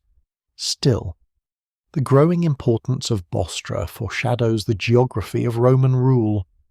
In 106 CE, Rabel II dies, and Rome annexes the Nabatean kingdom. The process is remarkably quiet compared with many imperial conquests. There is no surviving account of a great siege of Petra, no famous final battle, and no detailed narrative of the last king's fall. Roman forces under the governor Cornelius Palma take control, and the former kingdom becomes the new province of Arabia Petraea. Coins later celebrate the acquisition of Arabia, presenting it as an imperial achievement. Yet whether the annexation follows military resistance, negotiated succession, or a combination of pressure and limited conflict remains uncertain. The silence of the sources has invited speculation. Rabel may have died without an heir acceptable to Rome. The empire may have acted under an earlier agreement granting it the kingdom after his death. Local resistance may have occurred without being preserved in surviving histories. Roman troops certainly move through the region, but no single explanation fully accounts for how smoothly the transition appears. The lack of a dramatic conquest should not be mistaken for proof that Nabateans welcome annexation. Imperial takeovers can be orderly on official monuments while remaining disruptive for the people whose political world has ended. Rome reorganizes the territory quickly. Bostra becomes the provincial capital, placing administration closer to Syria and the empire's eastern military network. The city receives the name Nova Traiana Bostra in honor of Emperor Trajan. Petra retains great importance and is later honored with Roman titles, but it no longer commands an independent kingdom. Decisions once made by Nabatean rulers now belong to imperial governors, military commanders, tax officials, and municipal elites operating within Roman law. One of the most visible changes is the construction of the Via Nova Traiana, a major road extending from Bostra southward through the province toward the Red Sea port of Aila. Milestones mark distances and proclaim imperial authority. The road improves troop movement, administration, and trade, while linking towns that had already been connected by Nabatean networks. Rome does not create movement in this landscape from nothing. It formalizes, widens, repairs, and militarizes routes that local communities have used for generations. For Petra, annexation brings both opportunity and loss. The city gains secure access to the enormous Roman commercial system. Goods, soldiers, officials, travellers, and taxes continue to move through the province. Roman investment reshapes streets and public buildings. The colonnaded avenue is renovated, gateways are constructed, and monumental spaces are adapted to imperial urban style. Latin appears alongside Greek and Nabatean Aramaic, though Greek becomes increasingly dominant in public life. Roman rule does not immediately silence local culture, but it changes the language through which prestige and authority are expressed. The city's elite adapt. Families who once served the Nabatean monarchy can maintain influence by joining Roman municipal administration, financing public works, and presenting themselves as loyal provincial citizens. Local gods continue to be worshipped, sometimes identified with the Roman or Greek deities. Traditional tombs remain in use. Nabatean pottery continues to be produced. Names of Arabian origin survive in inscriptions. Political independence disappears faster than cultural identity. Roman soldiers also become a more visible presence across the former kingdom. Forts and watch stations guard roads, settlements, mines, and frontier zones. The province stands near regions Rome does not fully control, and its desert margins require constant attention. Local knowledge remains indispensable. Nabatean guides, camel handlers, merchants, and auxiliary troops can serve the same empire that has absorbed their state. Conquest often depends upon the skills of the conquered. Petra itself receives the honorary status of metropolis under Emperor Hadrian, who visits the region in the 2nd century. The city becomes known as Petra Hadrian. An imperial recognition may encourage new construction and civic pride. This period complicates any simple story of immediate decline. Petra remains wealthy enough to build, repair, celebrate, and participate in provincial life. Temples function, markets operate, and caravans still arrive. Annexation ends the Nabatean kingdom, but it does not end the city. Yet the foundations of its importance are changing. Under independent kings, Petra stands near the centre of a network controlled by Nabatean political power. Under Rome, it becomes one city among many in a vast imperial economy. Routes can now be redirected according to military strategy and administrative convenience. Bostra gains prominence. Red Sea ports develop under direct Roman supervision. Maritime trade increasingly carries goods from Arabia, Egypt, and the Indian Ocean, reducing reliance on some overland caravan stages. The effect is gradual rather than catastrophic. Merchants do not abandon Petra in 106 CE. Workshops do not close because a Roman governor replaces a king. The population does not wake to find the city irrelevant. Instead, small adjustments accumulate. A caravan chooses a different route. An official office moves north. A wealthy family invests in another town. A temple receives fewer gifts. A road maintained for imperial troops serves new destinations. Petra remains magnificent. But magnificence no longer guarantees centrality. Roman architecture adds another layer to the city without erasing the Nabatean one beneath it. New paving covers earlier surfaces. Public monuments are rebuilt from older stone. Temples acquire new functions. The theatre is enlarged. The city centre takes on the appearance expected of a Roman provincial metropolis, with columns, arches, baths, and civic spaces. Yet the cliffs continue to display Nabatean tombs, and the water system still follows channels designed before annexation.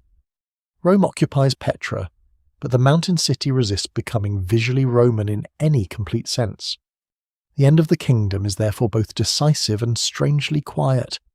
A dynasty disappears, provincial borders are redrawn, and Petra loses the rulers who turned it into a capital.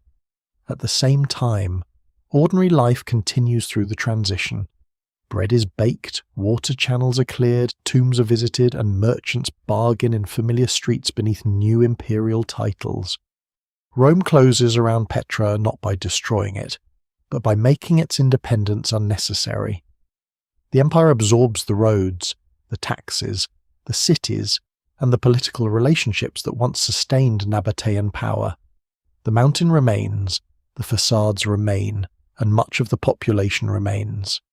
What vanishes first is less visible the ability of Petra to decide the direction of its own world.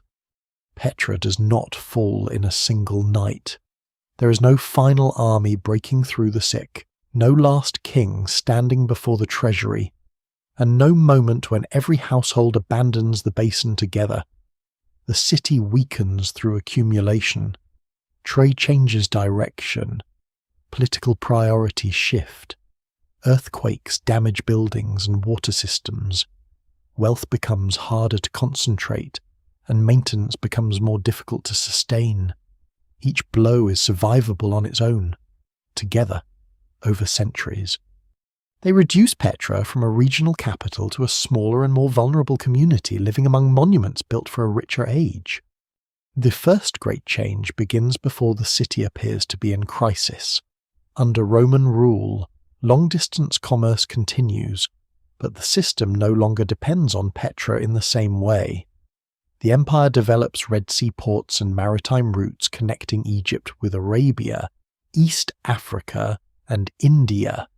Ships can carry larger loads than camel caravans, and although sea travel brings its own dangers, it can bypass many expensive overland stages, incense, spices, textiles, and luxury goods still move through desert routes. But merchants have more alternatives. Petra remains connected, yet it is no longer indispensable. The Via Nova Triana also alters the geography of movement. Rome's Great Road links Bostra with southern ports and military stations, serving administrative needs that do not always favour Petra. Bostra grows as the provincial capital, while other towns benefit from imperial investment and troop movements. A route that once bends toward the Nabatean capital may now follow a straighter or more secure path elsewhere. These changes happen gradually, and their exact economic impact remains debated. Archaeological evidence shows continued occupation and construction at Petra long after annexation, so the city cannot be described as suddenly bypassed. The decline is a redistribution of importance rather than an immediate collapse. Petra adapts by drawing on regional agriculture, local industry, religious activity, and civic status. Workshops continue producing pottery. Farmers cultivate surrounding valleys. Public buildings remain in use. Elite families still possess wealth. The city may even experience periods of renewed prosperity during the 2nd and early 3rd centuries. Roman titles and construction projects indicate continued ambition. But the economic foundation is becoming narrower. A capital built to command international trade now depends increasingly on the resources of its immediate hinterland and on decisions made far beyond the basin. Then the earth moves. On the 19th of May 363 CE, a powerful earthquake strikes the southern Levant. The exact scale of destruction at Petra is difficult to reconstruct, but collapsed columns, damaged buildings, disrupted occupation layers, and later repairs point to a severe event. Freestanding structures are especially vulnerable. Walls crack, roofs fall, and heavy stone elements crash into streets and courtyards. The rock-cut tombs survive better because they remain integrated with the cliffs, though fractures and falling stone can still damage them. The monuments that modern visitors see standing are not proof that the city escaped. They are the parts of Petra best suited to endure. The water network suffers a more dangerous kind of damage. A broken temple can be abandoned while life continues elsewhere, but fractured channels, blocked drains, and damaged cisterns threaten every household. An earthquake can change the gradient of a conduit, open leaks in plaster, collapse retaining walls, and fill reservoirs with debris. Repairs require labour, organisation, and money. If population and revenue are already lower than during the city's peak, restoring the entire network may be impossible. Communities prioritise essential sections and leave others to fail.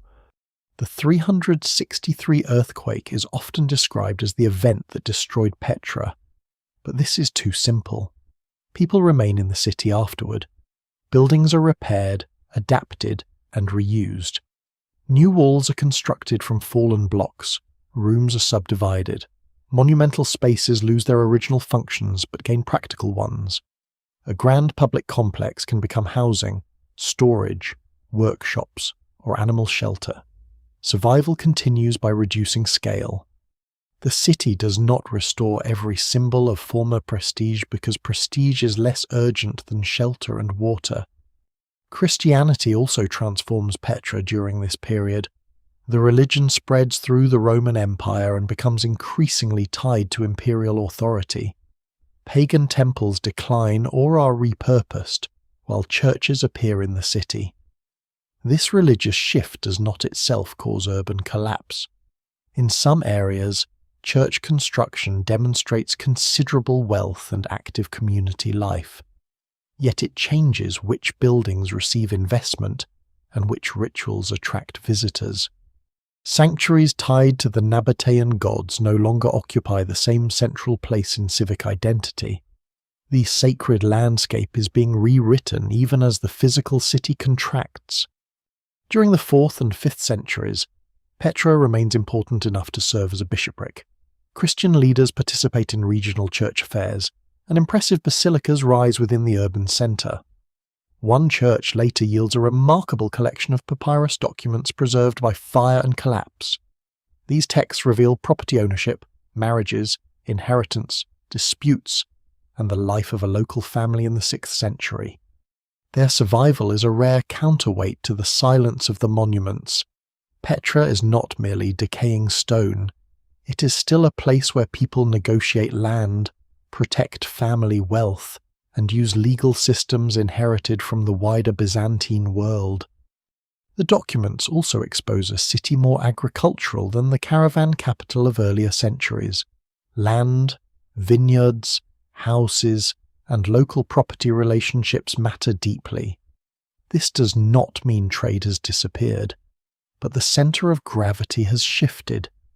Petra's residents are increasingly rooted in a regional economy.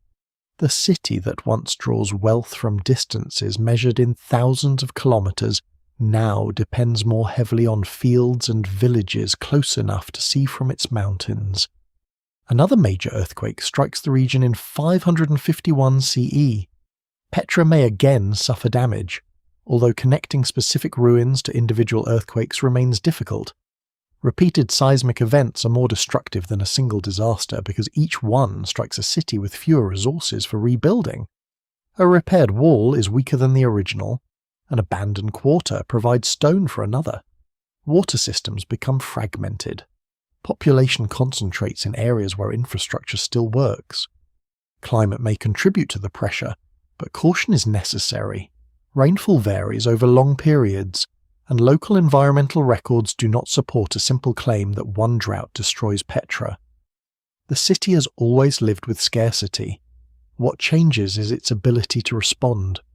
A dry year is manageable when reservoirs are maintained, terraces intact, trade profitable, and political institutions strong. The same dry year becomes dangerous when channels are blocked, fields neglected, and labour scarce. Environmental stress works through social weakness rather than acting alone. Disease and war across the Byzantine world may add further instability, The 6th century plague affects populations throughout the eastern Mediterranean, though direct evidence for its impact in Petra is limited. Conflicts between the Byzantine and Sasanian empires disrupt territories farther north. Tax systems, military demands, and regional insecurity alter movement.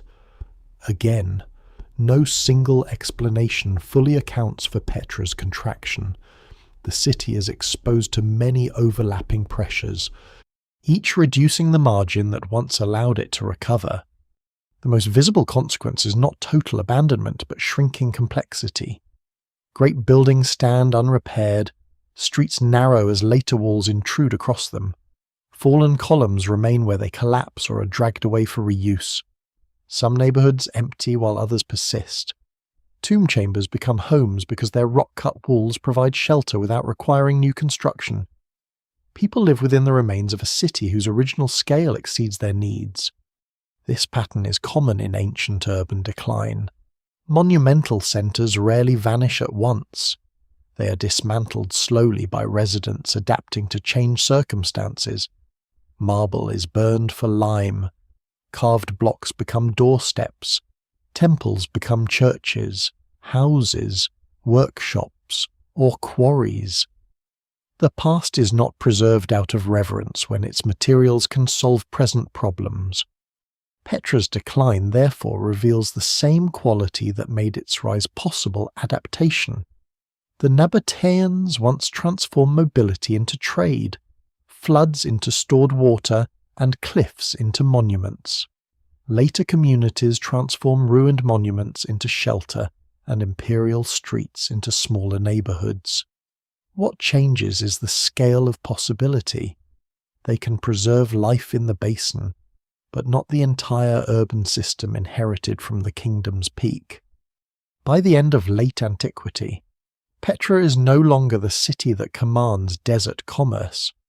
Earthquakes have broken its architecture, altered trade has weakened its revenue, and political power has shifted elsewhere.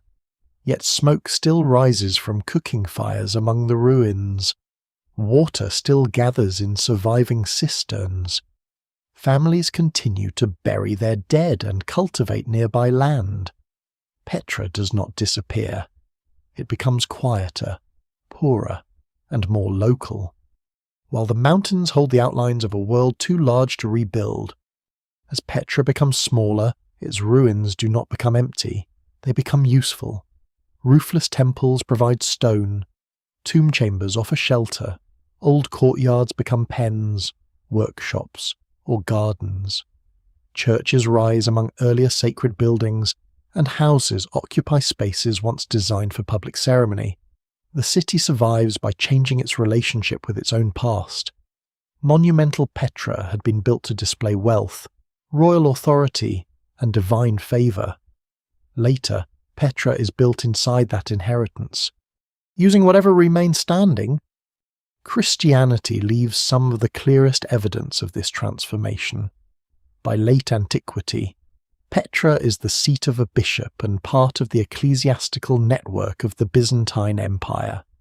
Its Christian community possesses enough resources to build large basilicas decorated with mosaics, columns, marble fittings, and painted plaster. These churches do not belong to a city already dead.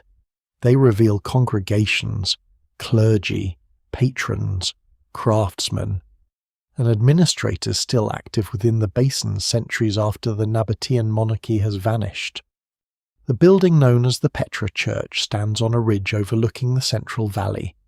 Constructed and altered during the 5th and 6th centuries, it includes a broad nave, side aisles, courtyards, storage rooms, and elaborate mosaic floors. The mosaics depict animals, people, plants, containers, and personifications of the seasons, combining Christian use with artistic traditions inherited from the classical world. Lions, birds, fish, and exotic creatures survive in coloured stone, preserving a vision of abundance above a city whose economic reach is contracting. A fire eventually destroys parts of the church, but the disaster preserves one of Petra's most extraordinary discoveries. Carbonized papyrus documents survive in a side room, fragile sheets containing legal and financial records associated with a woman named Theodora and her extended family. The texts date mainly to the 6th century and are written in Greek, the administrative language of the Byzantine East. They record marriages, inheritance, property boundaries, loans, taxes, and disputes involving land around Petra and neighbouring settlements. These documents bring individuals into focus in a way the great facades rarely do. Theodora is not a queen or legendary priestess. She's a landowner navigating family relationships and legal systems. Her world is one of vineyards, houses, fields, water rights, and carefully documented claims. Her family has connections beyond Petra, but its security depends heavily on local property. The papyri reveal literacy, formal administration, and a community still using courts and written contracts. They also show that women can control and inherit property, although their position remains shaped by family and law. Nearby, other churches occupy the urban landscape. The Ridge Church may have been established earlier, possibly incorporating stone from a Nabatean or Roman structure. The Blue Chapel receives its modern name from blue-grey granite columns reused within it. Reuse is not merely a sign of poverty. It can carry prestige and continuity. A column once associated with a temple or civic building enters a Christian sanctuary, where its visual authority serves a new religious world. The conversion of Petra is gradual.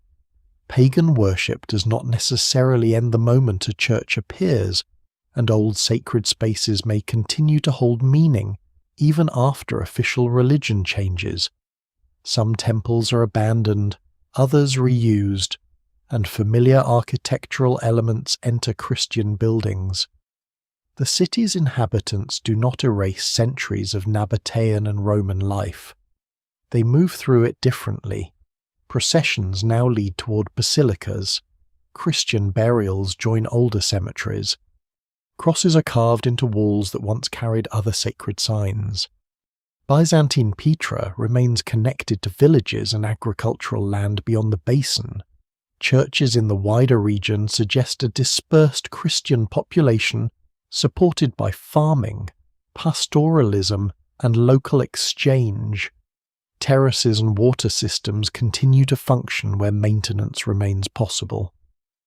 Monasteries or small religious communities may occupy isolated sites, though identifying every building's purpose is difficult.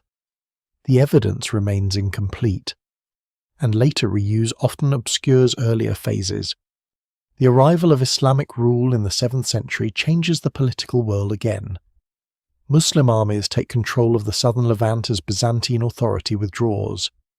Yet Petra offers no evidence of immediate destruction or forced abandonment tied directly to the conquest. Political administration, taxation, and regional connections change, but local communities may continue much of their daily life. Across the Near East, the transition from Byzantine to Islamic rule is often gradual at the level of villages and households. Petra appears to follow this broader pattern. Material evidence from the early Islamic period is less abundant than that of the Nabatean or Byzantine centuries, making population size difficult to estimate. Pottery and modified structures indicate continued occupation in and around the basin. Some residents may be Christian, others Muslim, and religious change may unfold across generations.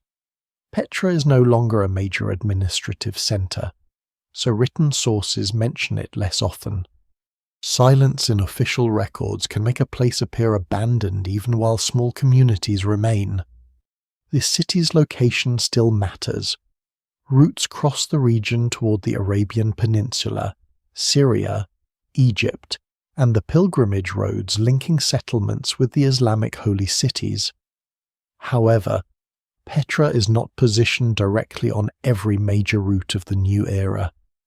Nearby towns gain importance, and the basin's difficult access becomes less advantageous when there is little wealth left to protect. A hidden capital is valuable. A hidden village is simply harder to reach. During the Crusader period, Petra briefly returns to military attention. In the 12th century, Frankish forces established small fortifications in the region, including the castle known as Al-Huayra near Petra, and another stronghold on Al-Habis within the ancient city.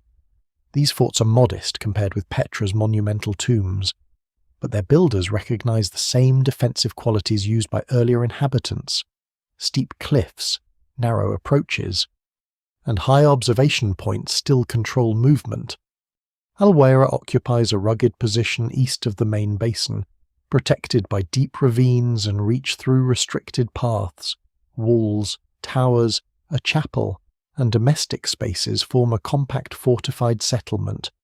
Its garrison watches routes and participates in the struggle between the Crusader kingdom and Muslim powers. The fortress changes hands and eventually loses strategic importance. It represents not a revival of Petra as a city, but another moment when outsiders attempt to use its landscape for regional control. Within Petra, the remains on Al-Habis overlook the valley from a steep height. Medieval walls and rooms sit above Nabatean monuments, adding a thinner but visible layer to the city's long occupation. Soldiers moving through these ruins encounter facades whose builders and inscriptions they may not understand. The ancient city becomes terrain useful for defense, shelter, and stone, but detached from much of its original meaning. After the Crusader period, written references become scattered. Travelers, pilgrims, local communities, and pastoral groups continue to know the area. Bedouin families use tombs, caves, springs, and grazing land. Some cultivate small plots or establish seasonal camps. The basin's population may be limited, but Petra never becomes an unknown place waiting untouched for modern discovery. This continuity matters because the familiar story of a lost city can erase the people who live among its remains. European travellers later describe Petra as silent, deserted, and forgotten, judging it against the scale of its ancient monuments. A handful of households appears insignificant beside hundreds of tombs, yet occupation does not need to resemble the Nabatean capital to be real. A family sheltering in a carved chamber is part of Petra's history, just as surely as the ruler who commissioned its facade. The city after the Nabateans is not an epilogue of empty ruins. It is a sequence of smaller worlds. Byzantine worshippers walk across mosaic floors. Landowners preserve contracts in church rooms. Early Islamic communities maintain homes within altered buildings. Medieval soldiers raise walls on ancient heights. Pastoral families guide animals through valleys once crowded with caravans. Petra endures not as one civilization frozen in stone, but as a landscape repeatedly inherited by people who make new lives inside the remains of older ones. Petra's return to wider attention begins not with discovery, but with description. The city has never vanished from local knowledge. Bedouin communities know its paths, water sources, tombs, and sheltered chambers. Pilgrims, soldiers, officials, and travellers pass through the region across the centuries. What changes in the modern era is the arrival of outsiders determined to measure, draw, classify, and publish what they see. Petra moves from regional memory into the imagination of Europe, where it is presented as a lost city emerging from biblical landscape and ancient silence. Early European visitors face serious difficulties. The journey through Ottoman territory requires guides, supplies, permission, and negotiation with local groups. Roads are uncertain, maps incomplete, and water scarce. Some travellers spend only a few days among the ruins, working quickly because they fear robbery, conflict, or the loss of animals. Their accounts mix careful observation with rumour and expectation. They search for connections to classical histories and biblical geography, sometimes forcing the remains into identities the evidence cannot support. In 1812, the Swiss explorer Johann Ludwig Burckhardt travels through the region disguised as an Arabic-speaking Muslim merchant. He has heard reports of ruins near Wadi Musa, but cannot openly admit that ancient monuments are his main interest without attracting suspicion. He tells his guide that he wishes to sacrifice a goat at the supposed tomb of the prophet Aaron, located on a mountain overlooking Petra. This explanation allows him to enter the basin, though he can observe only briefly. His account helps draw renewed European attention to the site. Burckhardt does not claim to have found an unknown city. Local people lead him there. Yet later retellings often turn his journey into a dramatic rediscovery, because that version fits the romantic idea of a vanished civilization awaiting a lone explorer. The reality is more complicated. Petra is being introduced to a new scholarly audience, not recovered from total oblivion. The distinction matters because stories of rediscovery can erase the guides and communities who preserve knowledge of a place during centuries when foreign historians pay little attention to it. During the 19th century, more visitors arrive with artists, architects, photographers, and surveyors. They produce engravings that emphasize Petra's scale and solitude. The narrow sick, the treasury, the royal tombs, and the monastery become symbols of an ancient world swallowed by wilderness. Some images are accurate records, others heighten the drama by shrinking human figures, deepening shadows, or clearing away signs of contemporary occupation. Petra becomes both an archaeological site and a romantic stage. Photography changes documentation. Early photographs capture surfaces, erosion patterns, inscriptions, and buildings before later damage or restoration. Yet the cameras also repeat familiar choices, focusing on grand facades while neglecting modest houses, agricultural terraces, water channels, and inhabited caves. The city is framed through monuments because monuments satisfy expectations of lost grandeur. For decades, Petra's ordinary life remains far less visible than its tombs. Systematic archaeological investigation develops gradually. Scholars copy Nabatean inscriptions, compare architectural forms, map the basin, and attempt to establish a chronology. The script helps identify the culture responsible for the monuments, while coins provide royal names and approximate dates. Classical sources offer fragments of political history, though they're written mainly by outsiders. Step by step, the Nabateans emerge not as a mysterious vanished race, but as an Arab kingdom connected to the wider Near East. Excavation complicates the picture further. Beneath later streets and fallen stone lie earlier phases of construction. Buildings once classified confidently as temples prove to have changed function. Tombs reveal multiple periods of use. Churches contain reused Nabatean material. Houses appear where older maps show empty ground. Every discovery makes Petra more understandable, but often less simple. The structure called the Great Temple illustrates this problem. Its monumental scale and position suggest religious importance, yet excavations uncover features that may point to civic, ceremonial, or administrative functions. A theatre-like seating area appears within the complex, raising questions about assemblies or performances. The building may serve several purposes across time.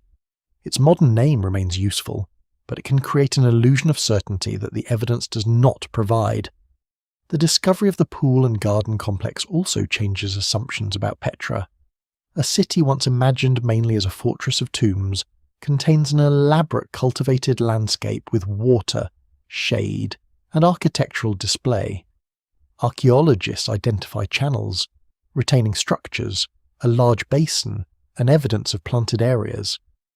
This surprising feature reveals how Nabatean rulers use water not only for survival, but to create luxury and political symbolism. Other discoveries illuminate less glamorous lives. Pottery fragments establish trade connections and changing habits. Animal bones reveal diet. Seeds and pollen provide evidence of agriculture and vegetation. Grinding stones, ovens, tools, drains, and waste deposits reconstruct routine labour. Human remains offer clues about health, injury, and burial practices, though preservation varies.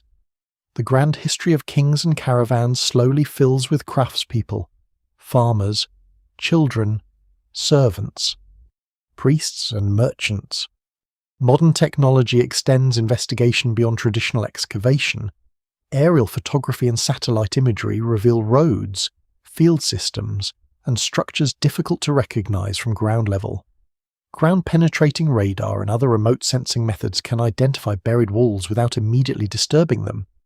Digital mapping records erosion and structural movement. Three-dimensional models preserve the shape of monuments vulnerable to collapse.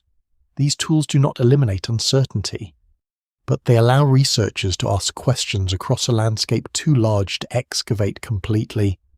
One major structure identified near the city centre through remote sensing appears to be a vast platform with architectural remains beneath or upon it.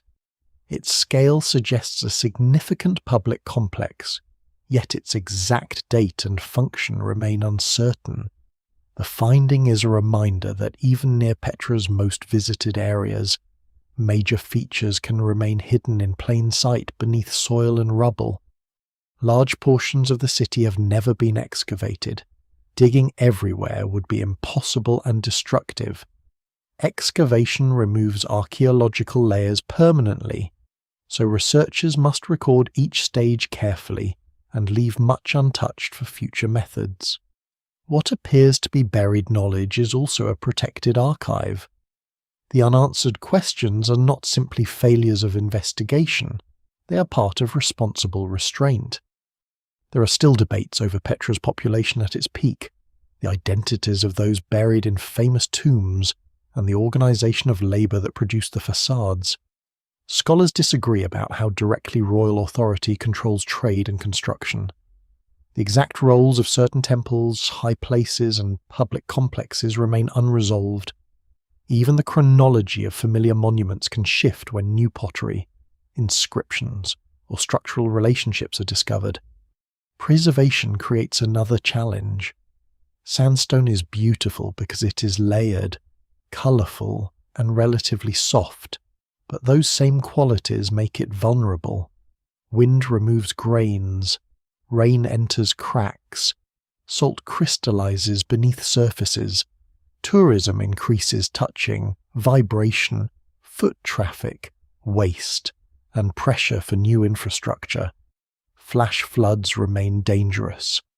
Conservation teams must stabilize monuments without making them look artificially new or introducing materials that cause future damage. The relationship between archaeology and local communities has also changed. Families who lived within Petra were relocated to nearby settlements as the site became more intensively managed for tourism and heritage protection. This process created opportunities for employment, but also disrupted long-standing connections to caves, grazing areas, and ancestral places. Petra's preservation cannot be understood only as a technical question. It involves ownership, livelihood, memory, and decisions about whose version of the landscape is protected. Today, millions recognize the treasury without knowing the name of the people who carved it.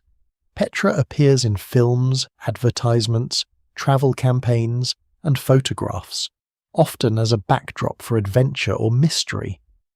Popular attention brings resources for conservation, but it can flatten the city into one facade. Archaeology pushes in the opposite direction, revealing a vast and complicated urban landscape that refuses to fit inside a single image. The deeper investigators look, the less Petra resembles a solved mystery. Its builders are known, its kingdom can be traced, and its engineering can be explained without fantasy. Yet explanation opens new questions. A carved niche gains meaning but loses certainty. A building receives a date but not a purpose. A papyrus names a family while leaving thousands of others silent. Petra has been rediscovered many times by travellers, epigraphers, excavators, photographers, local guides, and scientists using instruments its builders could never have imagined. Each rediscovery reveals another city beneath the familiar one. The mountain gives up evidence slowly, and never without leaving something concealed. Petra's greatest legacy is not that the Nabateans cut stone more skillfully than everyone around them. Other ancient societies carved tombs, temples, roads, and cities into rock. Nor is its importance explained only by the treasury, whose fame now overshadows almost everything behind it. Petra endures because it preserves the visible meeting point of several human abilities that civilizations need but rarely balance for long adaptation to landscape: control of water, management of trade, cultural openness, political flexibility, and the power to turn shared belief into architecture. The Nabateans inherit no easy environment.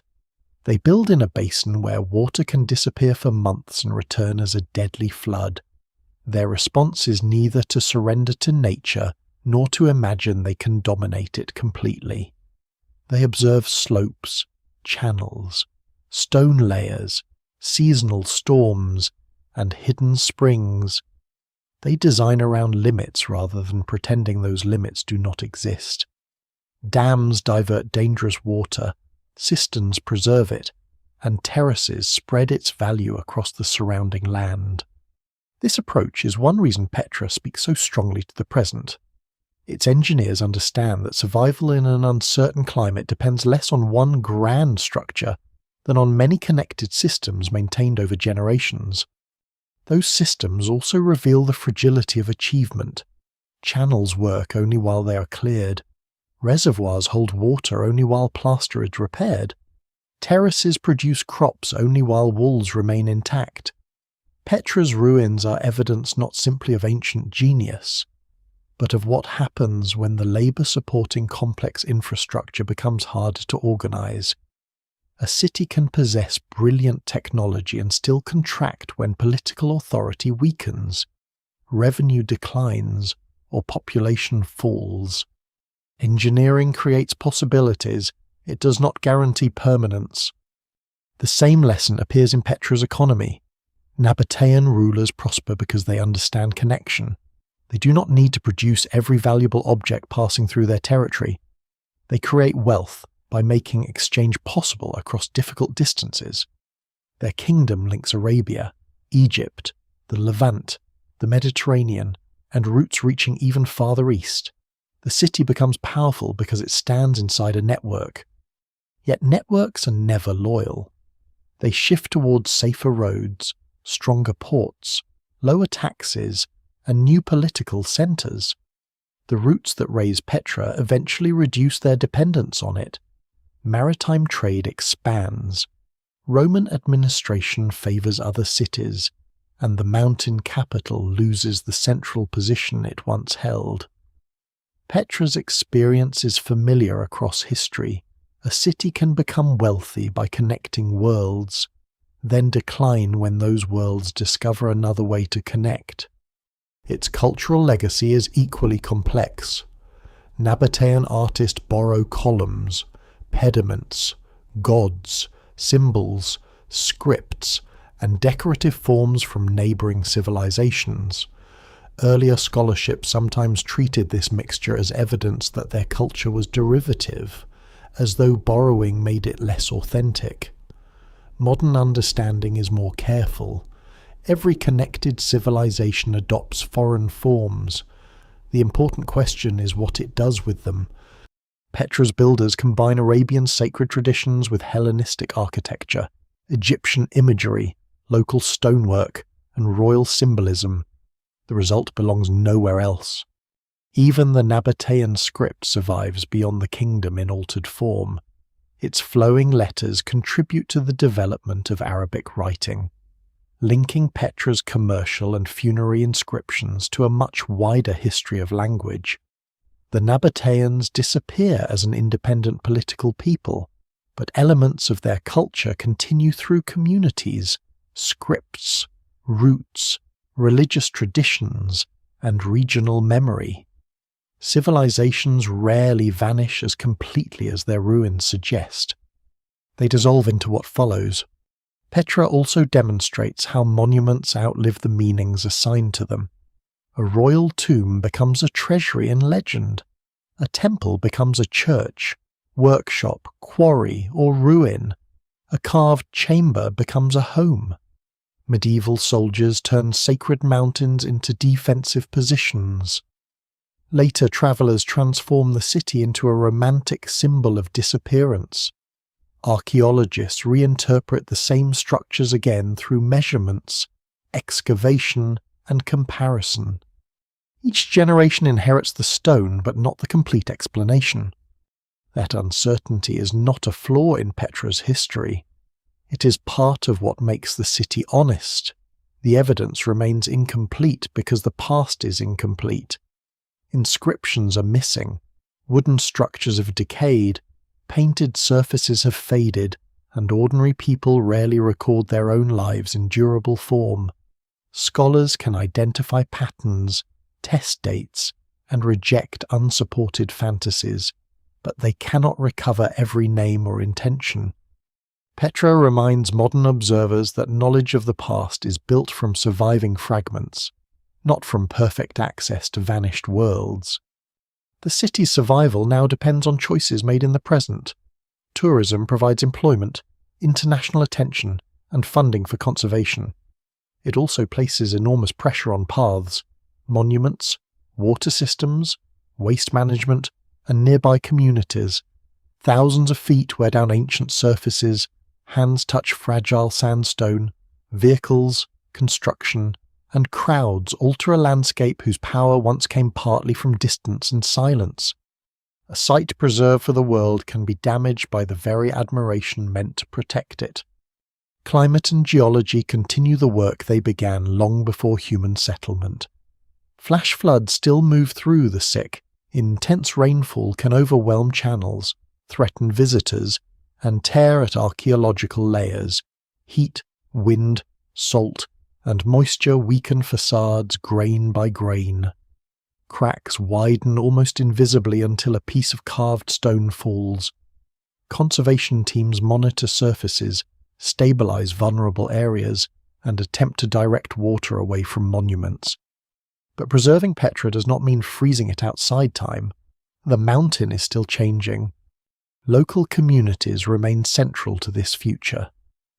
Bedouin families have lived in and around Petra, guiding visitors and carrying knowledge of roots, weather, plants, caves, and water.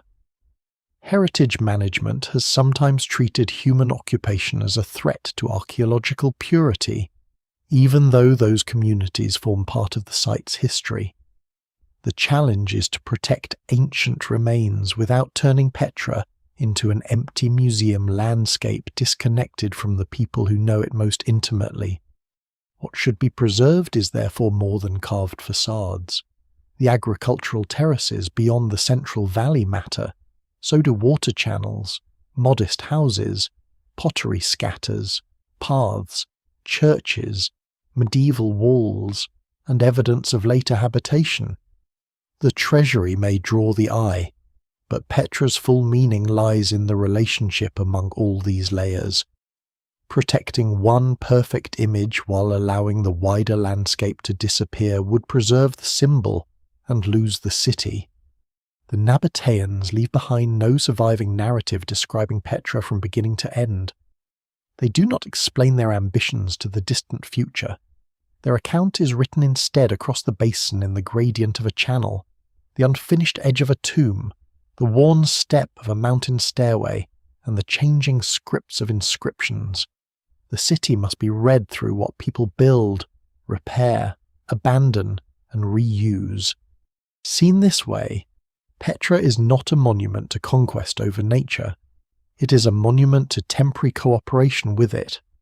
The mountains provide shelter and stone, but also floods and fractures. Trade provides wealth, but also dependence. Foreign influence provides new forms, but also political pressure. Rome brings security and annexation. Christianity brings new life to old buildings.